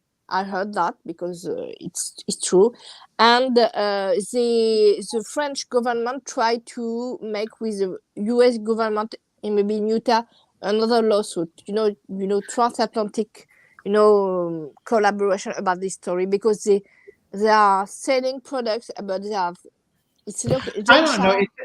To me, it doesn't make sense. Like, if you're already an executive, like, I would think you'd find a new job first to move into, versus just like I think maybe he just doesn't have to work now. Maybe or maybe at this point they did like a role removal, and then he's on like a year's severance. So maybe he doesn't need to. Maybe he helped Whitney to her company to grow up. He had the skills. I was looking through. I can't really find much on it, really. The stupid reality blurb was just their after show from last night, which is nothing new. And I heard something else. It was very strange. What is the job of Lisa Barrow's husband? Yeah, what the heck does he do? Do we know what her husband does? No idea. He's a snitch. He what? He's a snitch. What? Yeah. I mean, he pretty much does everything for Lisa. Like, I think they're like co-owners of everything. And then she sell her company. I see that she sell a company few days ago, a few weeks, maybe 1 week, she sell a company. Lisa Barlow sell a company of She her. did? Yes, Well, I they think. own that tequila company, and you Yes, know when but you own a another. tequila company, you're basically you own land in Mexico that produces the cactus, and you're basically outsourcing the work. It's just a way of capitalist Americans to make money by owning a tequila company. And don't they own like a staging thing where they go and they set up people like what is it called, like people's shows and stuff, like, or like when she went to like a grip, like a studio rental. Yeah, like somebody's having a party. They come, they set up a big thing. They make sure that all the stuff like taken the care of. construction worker. Yeah. Yeah, like a party planner type thing. She sell her company. Entrepreneur Lisa Barlow and co-founder of Body and Beautyland N plus B has sold N plus B for undisclosed amount to Channel Hopi, and it was the 4th February next week. And yes, it's calling Nicole and Breezy, and she sold it. She sold it. That's I don't strange. know. Yes, and she sold it. I don't know how much. With 20 products sold at Walmart, Sally's Target, and Amazon and Target. We don't know the amount. Huh. What do we? I'm confused what Seth does too. I mean, Seth, he changes jobs every 5 minutes, but she said that's part of his job. I think he's I don't think he's changing his job. I think he's got the same job, but he's a consultant. So it's almost like he goes. He must go into, for example, there are people that are specialists with turning around distressed companies. So they'll be hired. Like we had a guy, Ed Slavin, when Best Products was going down the hole, and he came in as the president or CEO of Best Products for the last 2 years, and he was a specialist at either turning it around or liquidating. So he probably goes in, and maybe he's a computer specialist, and he is a systems engineer, and then goes into she's making it sound like he's changing jobs, but he goes to different companies, it sounds like, and is maybe a systems engineer and goes in and figures out how to tighten things up. Or didn't she say I hope he does, that's what he does for a living, I hope he is going in there, because that and I'm like, I loved when he said, well, I slept with the other half in New York. So I thought that was great. I'm like, you know what? Good gal, because who gives a shit? That's their marriage. Good way to clap back. Yeah, right. I just didn't think it was. It wasn't necessary, which she said. It was surfacey, but it was so unnecessary. And her to look at Meredith and think that she's just going to say, I'm so sorry. That's going to take a fucking long time, if at all. Ever. Yeah, I would never forget. I would never forget someone calling me a garbage whore. Garbage Park City, Utah. Huh? Have you guys seen how much money it is to live in not only Salt Lake City? It's very expensive. It's very expensive. We're going out there next summer. Think it was like Beverly Hills. Yes. Yeah, we're going out for a judges conference in Salt Lake City, and we're going to drive up to Park City. That's awesome. Do you? None of them live in Salt Lake, though. Park City, you mean? No, I think Jen Shah is living in Salt Lake. She rents. She doesn't own the house. She rents the house. Her new place. Did you see it? Place. I think it's rented. I think all of her places are rented by her company. It was rented by her company, and I had a gigantic house. Yes, the Shah Chalet. Yes, that was rented. Wasn't Brandy? That was rented. It was from a friend of Brandy's from Dallas, right? I think Brandy from Dallas. It was her friend's chalet that she rented. Oh, wow. Yeah. I mean, a lot of them do that. But to me, that's not a freaking Real Housewife of Salt Lake City. I'm sorry, it's not. Well, and it's not smart monetarily. I mean, you're not creating equity. You're spending $1,000 or $2,000 or $2,000 a month to pay rent, or more than that, when you could be putting building equity. You're making someone else rich. You're making someone else rich. No, and were you guys surprised that Tom didn't own anything really? Like, they didn't own shit. They didn't own those planes. No, because it's smart. Because how the IRS can take it very easily. Because in France, when I live, most people have bought house, but the rich people doesn't have a house. It's a company has the house. That's crazy to me. I mean, I don't know. I guess. Yes, I see that it's maybe someone they don't own anything. But I was just one question. Do you see Emily Simpson? She was moved in Utah. Did what? Emily Simpson from the OC. She was moved in Utah, in Salt Lake. Who did that? Is that because her husband is Emily from Simpson? Salt Lake? Yes, Emily Simpson. She's gone in Utah. Yeah. So what do we think about see, like, I like Vicky because Vicky had her job. Vicky's a typical Kyoto housewife who, I mean, I miss the OC days. Like, I feel like the ruin. The old OC is not here anymore. Like, I feel like our housewives. Tamara, she's coming back. Tamara, she's coming back the next year. I mean, I don't even want, not even her per se, just the vibe that would bring Teddy with her. I miss the original OC. Like, I even miss when Joe was there. Like, I'm going back 50. You guys watch it 15 years ago. Like, it's just not the same anymore. When 2 years ago, I'm like, this is like the rock bottom of television on reality. It's not TV. the same because now they've all. Did. Yeah. You know what Dolores did? Dolores was a corrections officer. Yeah. Yes. Oh, right. I saw That's why she has a good retirement. That's why she's amazing. So good. I would not want to come across her in a prison. I would be. But I don't know what I would do. I just had one question. Is true the rumor about Louis going to the Scientology? Him going where? Scientology? Yes. I think that what do you want to call it? That beach thing. I don't even want to call it a retreat, but I think that was in a little bit of it. But I think he quickly realized after that it wasn't something he was going to be a part of. Because around here, you don't believe in Scientology. It's just not it. So I think that he was very desperate at the time that get his wife and his kids back, which is fine. You know, he went there, he cleansed his soul or whatever he had to do. You know, it's up to them whether she wants to accept that kind of whatever. But the whole Scientology thing, I think it was going a little too far for him. So Scientology, it's very hard. Right?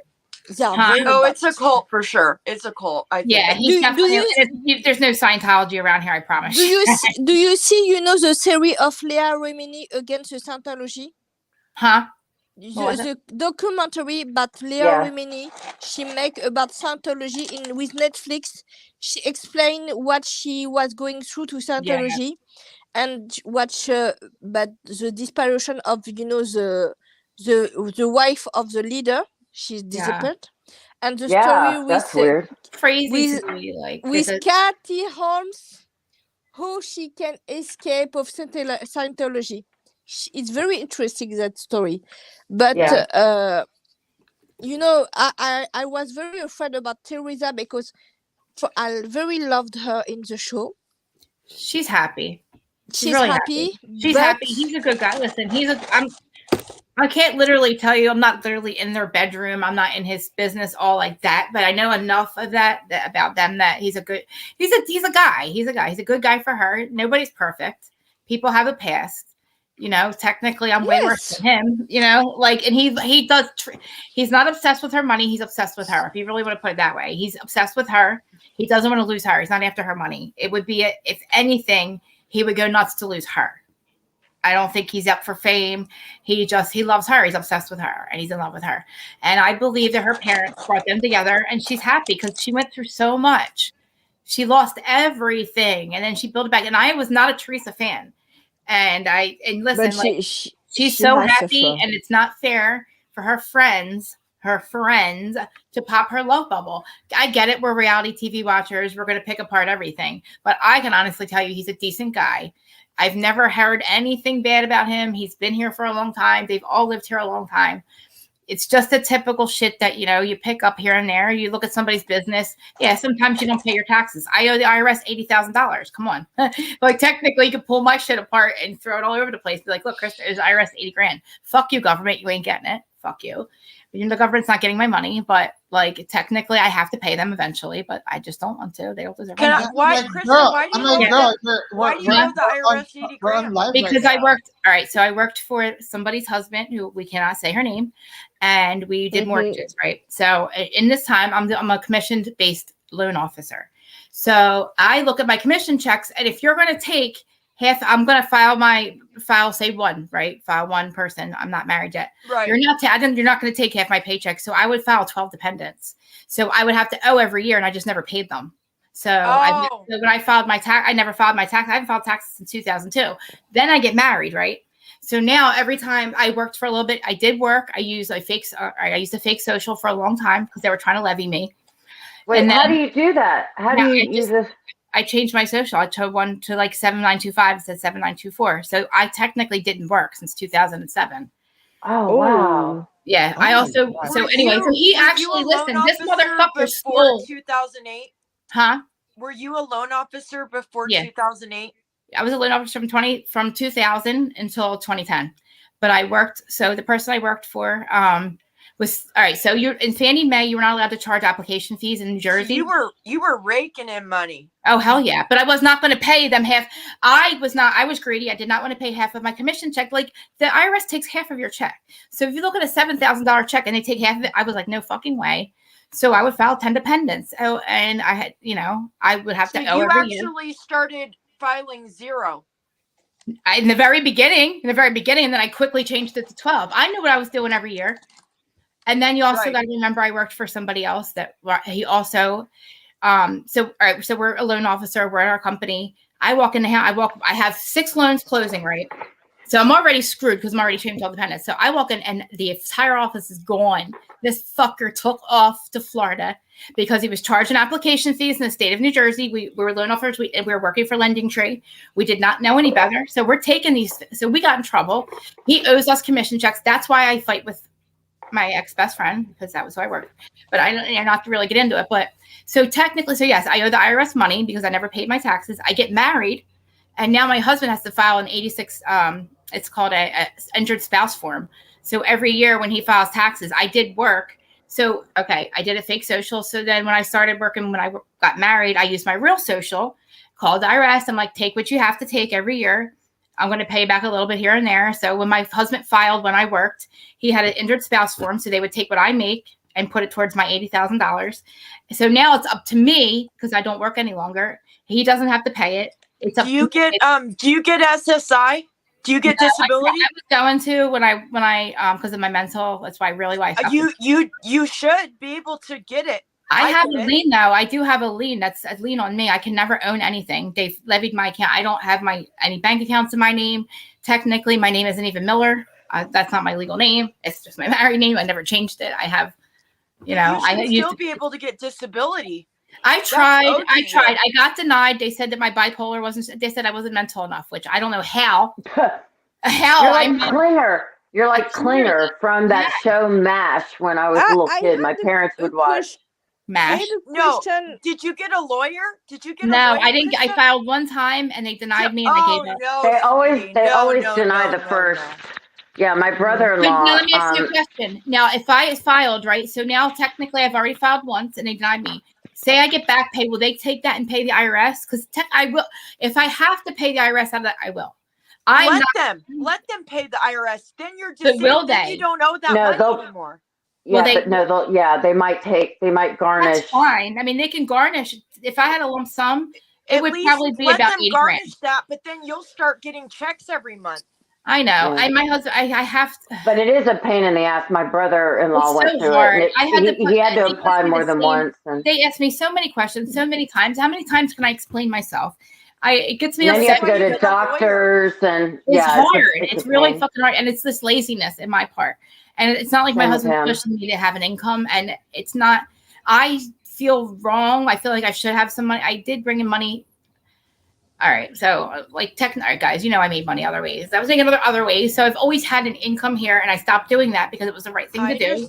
I understand. I gave up my friends. I broke my heart to save my soul because they didn't want to stop doing that stuff, and so now I have no money coming in, and he's fine with that, but I'm mentally ill, and I spent a long time away. Like I do qualify for it. I get disability, and you deserve it, Krista. You deserve it. So don't. I'm very upset with our government. I don't agree with anything. They do make it hard. They are do make it fucking hard. liars and crooks. It took and years. Guys, I will just tell you I'm going I know. go to sleep because it's middle of the night Okay. here. And Trish, I know. I will call you in Instagram.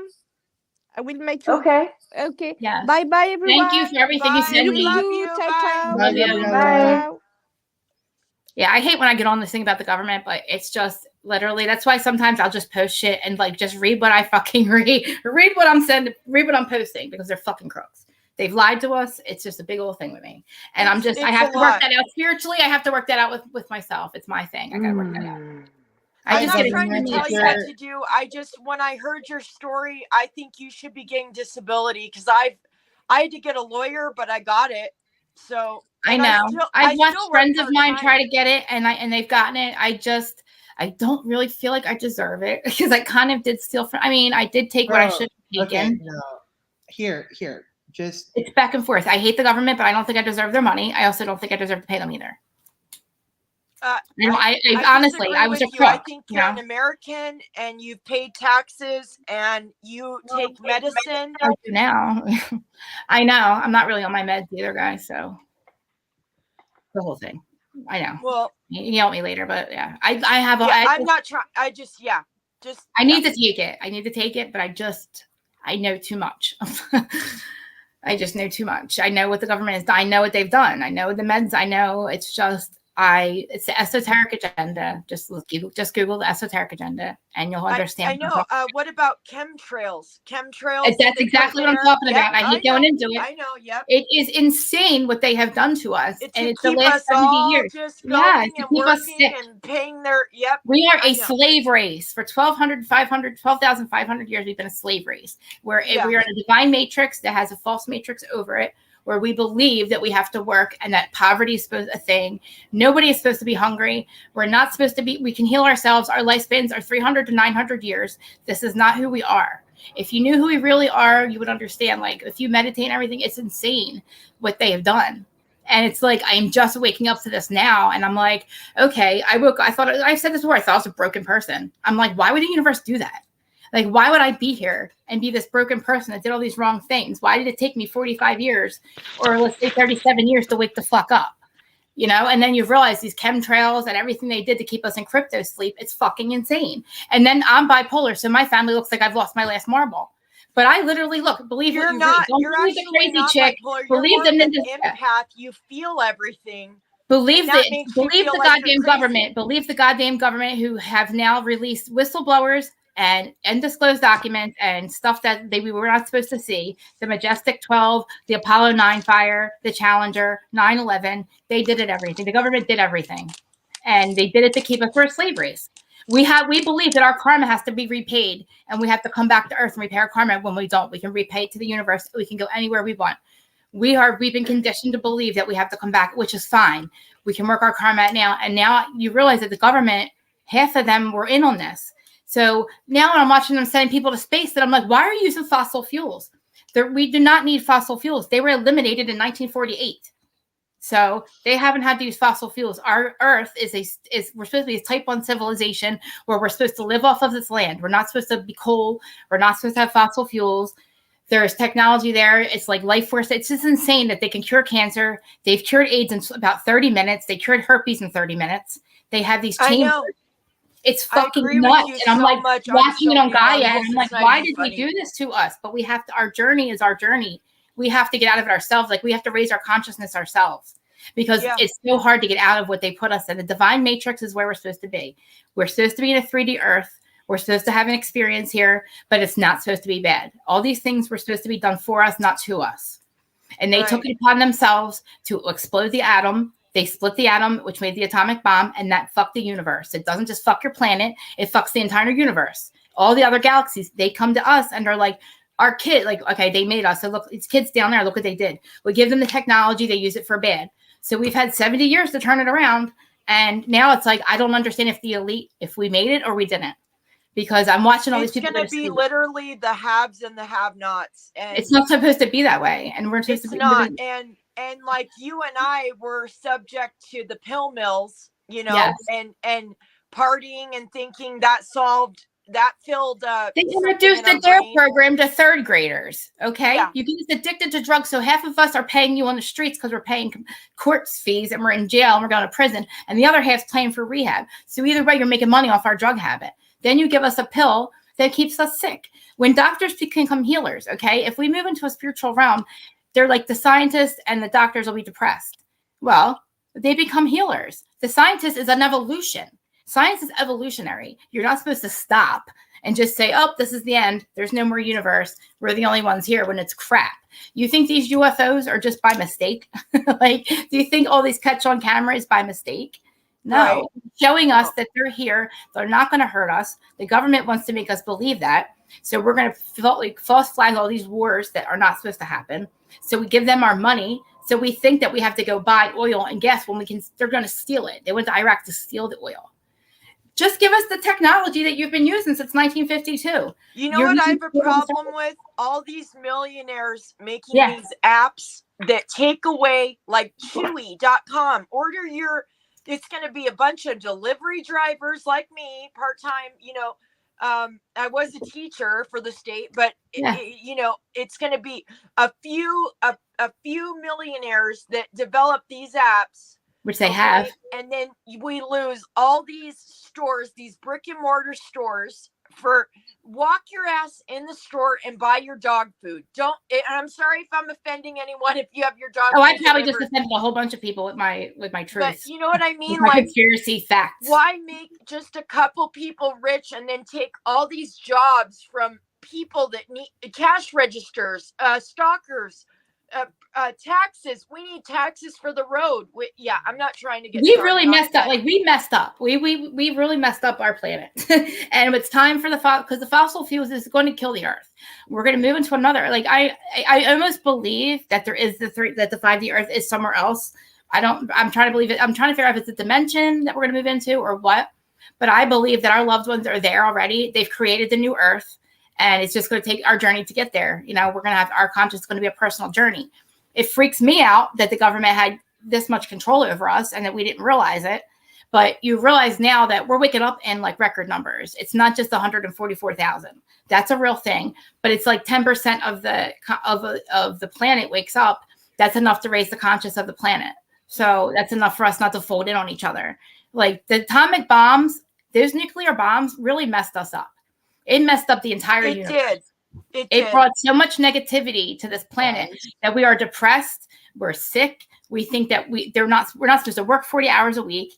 We're not supposed to be sitting in our chairs like this. Like if you really look into the esoteric agenda, it's disgusting. These declassified documents. And they give people on food stamps very little money.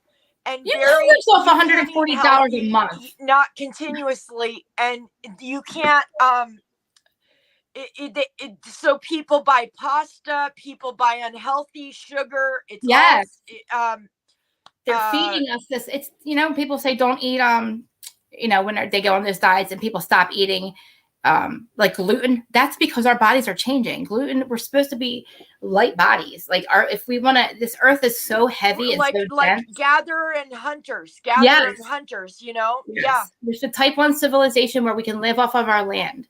That's where we're supposed to be. We're like a type 0 right now, which is close. We're really close. Like all this is this matrix that's over top of us. So when this veil is lifted, everything around us, you're going to see what we don't see now. Like it's just what our perception allows us to see. It's a whole thing. Like my whole family would never even listen to any of this. And they've just started to listen to it because I'm literally, don't believe me. Don't believe the crazy girl. Believe the documents that the government is now showing us. They want full disclosure. They have enough people now to turn it around where it's out there. All you have to do is sign up on Gaia and you just look at cosmic disclosure. You look at all these documents. They're from our government proving to us what they've done. The chemtrails, the fluoride in the water, that was our lifespan. We are children when we die. The humanoids were supposed to live 300 to 900 years. They're looking at us like we are nuts. Everybody's hanging up. They're looking at us like we're fucking nuts, but it's a whole thing. It's a whole other show. So I feel bad. Everybody's like, nobody's listening to us, but it's a whole thing. No. I agree with you. I agree with you. I grew up in Vegas and I saw my boyfriend at the time, his dad was a president of one of the largest resorts here. And he would take me in the desert to go off-roading. And there was a guy that lived underneath the earth. You'd pull up to a rock, and he believed in the nuclear war. He was prepping. I mean, like crazy, absurd, like, you know. It's in front of your face. How do you deny it, you know? Right. But when you're around that type of power and that money, and you see these private hallways for executives, and you see the way people eat when you're millionaires, and they go get massages, and they take care of themselves because they know better and they have the money. And it almost seems like the higher up your position is in life, it's like the easier your job is. And the people that are at entry level are literally killing themselves, just trying to make ends meet. We're just trying to get not to like Trish, we're just all trying to walk each other home. Job. Like, we're all supposed to, like my brother would say, I choose to work for the infrastructure. I would get mad at him. I said, Mike, you're working for what? Stop. Like, and he's like, I have to, and then he has to take care of his family. What do you say? We are a slave race, but it's just at this point, I don't know how it's going to get better faster. I mean, I feel like I feel 5D Earth a lot. Like I was telling Sarah earlier, like I can meditate in them as get there, but then I don't want to leave it. Like I feel like I'm leaving people. I don't want to leave. Like my husband, he's not really aware yet, but you know, he sees things that happen, and I'm like, you can't deny what just happened. Like I see things, or things appear and they don't appear, and I'm like, okay, like I feel like I know my guides are here, and that to him is like outrageous. You know, 5 years ago, I would have thought it was outrageous, but I know what I feel, I know what I see, and it's like I have been asking questions my whole life, and I couldn't get an answer. Okay, how are we God's? How are we God's sons? How's he our Father? Well, when he said all of us are my sons, he meant Jesus is my son. We're all God's children. It was just there's stuff in the Bible that was taken out. They're called the Dead Sea Scrolls. So just for us to believe this lie that really started 12,500 years ago is when they invaded our matrix. And we are now just at the point where Earth is down. She's done. She's ready to move up in consciousness where we can move into, she's going no matter what. So it's really just up to us whether we go with her or not. So we want to move up to a type 1 civilization, or do we want to stay down to the old Earth where we're repaying karma, which is fine. I mean, our karma is getting a lot easier. It's like, I feel like now if you do a past life regression, that's just enough for you to wake up and be like, okay, I have, you know, I'm here, you know, our soul contract with the people in our lives. You know, it's just to bring the awareness to what your life and why you're here. And that's just enough for you to, I say, serve the Galactic Federation, which is who Earth belongs to. Like, they saw what we did and they want to save Earth. Earth is a beautiful place. It's a great time to be. It's a beautiful planet, and what we see is nothing compared to what it really, you know, the colors, and this is basically a dream, you know, and then you get onto the other side and you're like, this is what Earth is really about. And you realize the power that a human really has. Like, you know, their children are being born now without the veil. And that's not by mistake. That's not by accident. They are called the third wave generation, where, you know, there's a bunch What does of that people, mean? Because I have a 2-year-old son, and I worry about that all the time. All right, I'm going to send you something from Dolores Cannon. It explains the 3 waves of volunteers that volunteered when Earth was in trouble. The Galactic Federation said, Earth's in trouble. We need light beings. We need energy light beings. And there's 3 waves of volunteers. This is from Dolores Cannon. This is my perception of what the books I read from her. So there's 3 waves of volunteers, and they started in the 50s. So that would have been like my grandmother. She died at 43. I believe. So they came in. So a call goes out wherever we're from, you know, say this is your first incarnation. If you're just a light being, that was enough to raise and activate others. So we chose to incarnate here. So they had a first wave, a second wave, and a third wave. The second wave had a little bit better, which would have been my generation. The first wave, you're confused. You're born with that veil. You come in and you're not really sure why you're here, right? Are you talking about the veil between life and death, yes. like at 3 and 4 a.m. when we can feel it, like people dying? Yes. We're born, so we don't remember our past lives. We get that. It's called the forget-me juice when we're reincarnated, because we have to learn our lessons. We come here to learn lessons. So if you knew the answer to the test, you wouldn't be a test, right? So they say you come into this earth and you forget why you're here. You have guides that guide you with your soul contracts. But when when they lit up the atomic bomb, we were in trouble. So we needed light beings. They couldn't interfere from the outside. So they had to interfere they had to work from the inside. So a bunch of people that, volunteered to incarnate on Earth. you know, whether it's my parents or whoever. I have to send you, it's a whole thing with Dinnerless Canon. It's about an hour-long lecture, but I have the books about it. Please send it to me, because it's amazing. It makes your life will make so much more sense to you, because the second wave, like me, we're depressed. They don't know why they're here. They call us bipolar. We're sick. You know, the government's like, okay, you're hybrids. They're here to raise the vibration, but we don't want them to be aware, because then they're going to reveal the technology that we have. I just feel like I have no purpose besides. I hear you. I'm going to send it to you. It's not that I'm sick, and it's not like I've been to a psych hospital where people literally talk to the walls and stuff. I'm not doing that. I'm they had so to sad change because I don't have those pain you're pills a in my brain. You're saying probably a okay. You're a volunteer. You're special. It takes a lot to decide to come to Earth. Earth is a very hard place to live. We learn emotions and restriction here. It's a hard place to live because we're the only planet that has a matrix that there's no such thing as linear time. So it's just, I got to send it to you because it's a whole thing. Like, okay, so like we're really the past, the present, the future. It happens all at once. Can I speak on that? Yes. For just 1 second. I just want to pop in for 1 second. No, go ahead. I'm sorry. I keep going on. No. I have to tell this story. Okay. When it was right before C-19 happened, and I guess it was 2018, February, March of 2018. And Keith and I went up to New York City for some conference. And we had an afternoon and we thought, oh, well, let's see if we can buy tickets to a show. So, of course, everything was sold out. And we went to the Book of Mormon. And first of all, I don't think Keith appreciated how expensive these seats were going to be. He's very frugal. So that kind of flipped him out. But, of course, you know, they were sold out, but they said, we have this lottery system. You can come back at 5, fill out your name, put it on a card, come back at 6 to say that you're still interested. The drawing's at 7, the show's at 8, something like that. Anyway, so we fill out our name, and they have a huge, I mean, you know, hundreds of people filled out their names. And then we had to go back and like to confirm. And then we went back for the drawing, and there were hundreds and hundreds of people around. And Keith and I were sort of standing in the front, and they called out a name, and somebody from in the back of the group started yelling and cheering.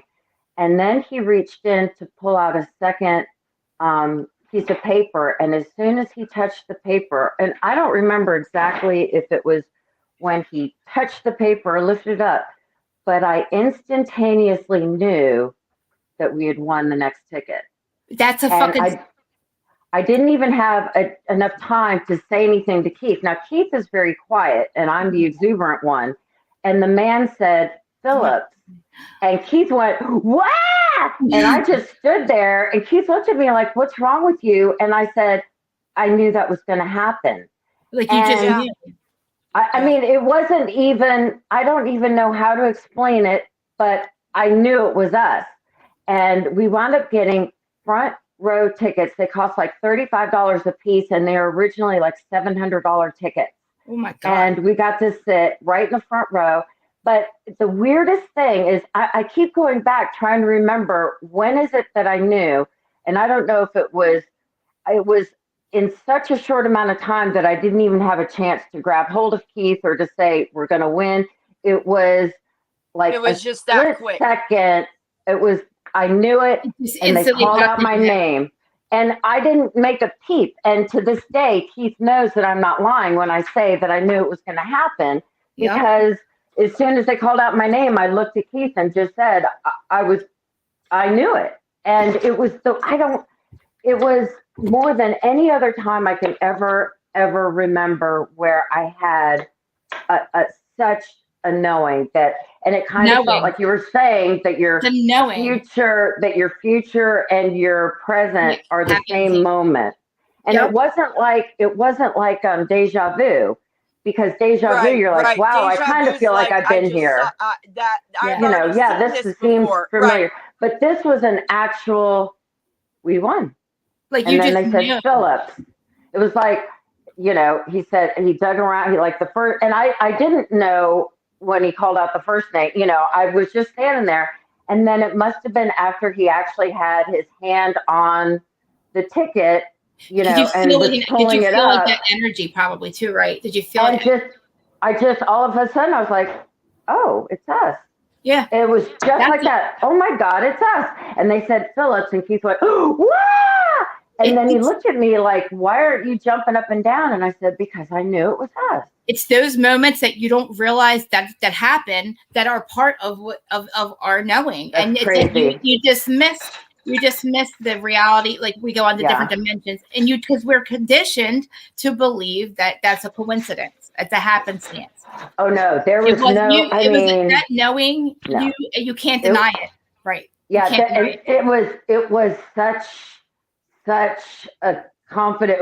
It was just like, oh. Like, don't you believe that your life was set the way, like your life, and then you realize synchronicities, like you said with your family. Yeah. You ended up in this family because I believe your soul contract with your husband. Maybe there's something going on with your mom or your dad, you know, they had some kind of thing, you had a soul contract, and these are your parents. These is your family. And that was maybe the way he came into your life at the right time. Like, I believe my husband, I was not a good person. You know, I believe I had to go through all that crap to become the best and to learn to become the best and person. To appreciate. Yes. Yeah, I didn't appreciate anything in my life, obviously. I just greed. And I would get so mad at myself. I'm like, what is wrong with you? Why don't you care? I was never satisfied. Satisfied. And I knew I was wrong. I knew it. And I was like, what the fuck is wrong with you, asshole? Why the fuck don't you care about people's feelings? Like, you know what I mean? I'm like, what is wrong with you that you're willing, when they say integrity, right, is when you do the right thing when nobody's looking. I didn't do that. I did the wrong thing. But I can tell you now, I do the right thing when nobody's looking. But it took me 43 motherfucking years, or 36 fucking years. But like I said, we are given these circumstances. We decide to go through these circumstances to learn our lessons because we are conditioned to believe, which is fine. But we can pay. I did send you that, by the way, to Facebook, Michelle. I think again to Facebook. Thank you so much. Yeah. And I'll send you everything from Dolores. I gotta get going to feed my son. Yeah, but I love you on for 2 hours. So much. Thank you for inviting me in this chat, and you guys keep me going. And if we can say a prayer for Georgia, because I'm so worried about her. Me too. Yeah. What's going on? I love you, Georgia, if you're watching, and just come back to us. So I would like to understand. I'd like to understand. Thank you so much. Okay, you guys have a good, wonderful evening, you ladies. Yeah, and if you have any questions about that, any questions about that, I will talk about it all day long. I will. I will. Thank you. You're welcome. Bye. Bye. Bye. See, like I thought that she valued your friendship, Trish, way more than that because she continued to talk to you.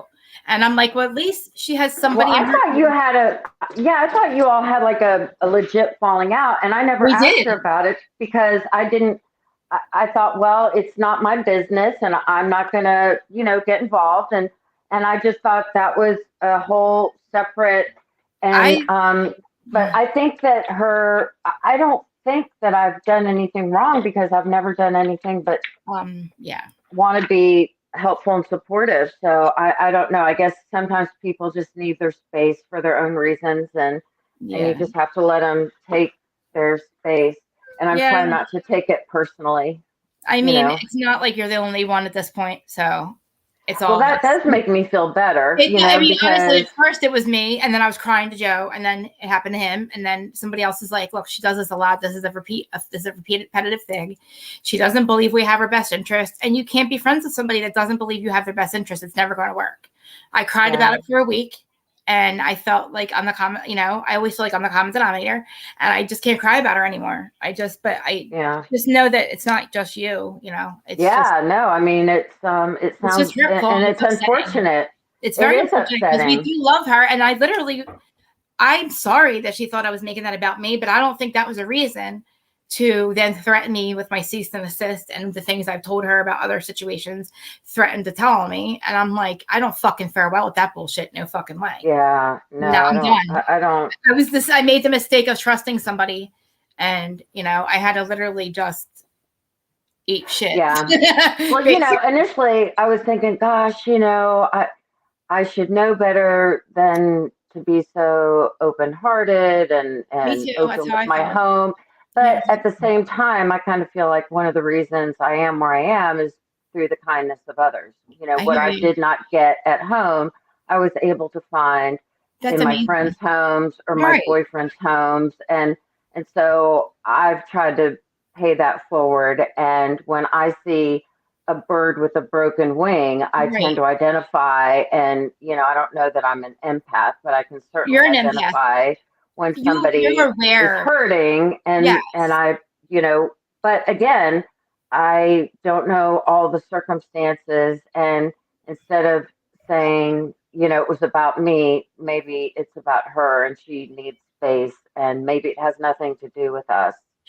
I went from talking to her 8 hours a day about life. I mean, I was at the hospital. She's in I was on the phone with her in the hospital, and I know that she goes through a lot, and she mentally goes through a lot, but it breaks my heart that she feels that we are also those people against her, and we're not.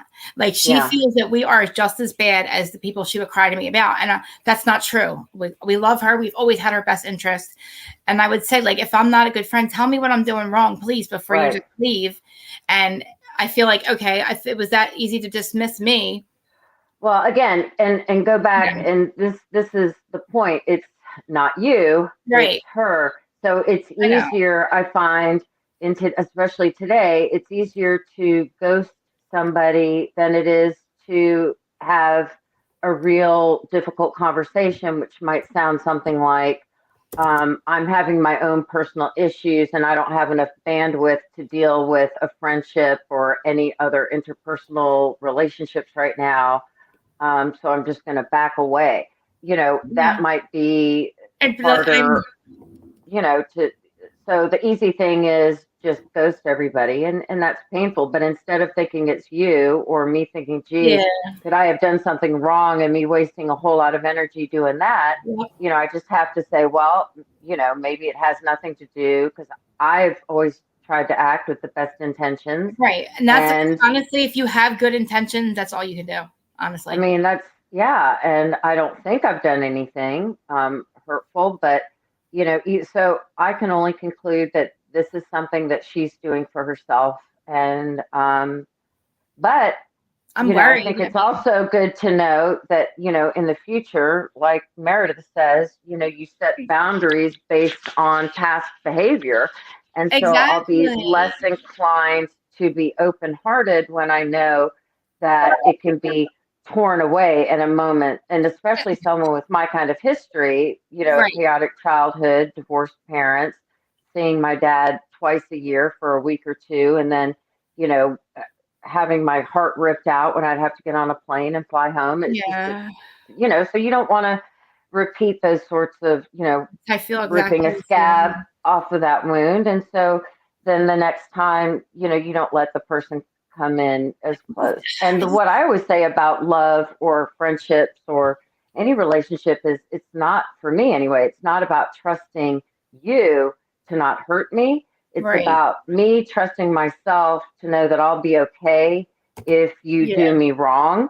And with certain people, if you know that they're going to jump in and out of your life, you're going to be less inclined to open your heart to them. And it doesn't feel like that. And then I'm like, I don't want that to change me, but it has to. Like, you have to protect. I always say, well, that's going to make me, that changes who I am, and it makes me not be the good. Well, maybe with that person, maybe, you know, because I was thinking about that today on my walk with the dog, because I thought, you know, I should know better. I'm always open, you know, come to my home, you know, be my friend. I'm too open-hearted. But then I think I want to continue to be that way. Right. And so I just need to learn that with certain people, when they tell you who they are, you believe them. And then going forward, you act accordingly. And again, it's not about trusting, you know, it's like, okay, now I know where this person is comfortable.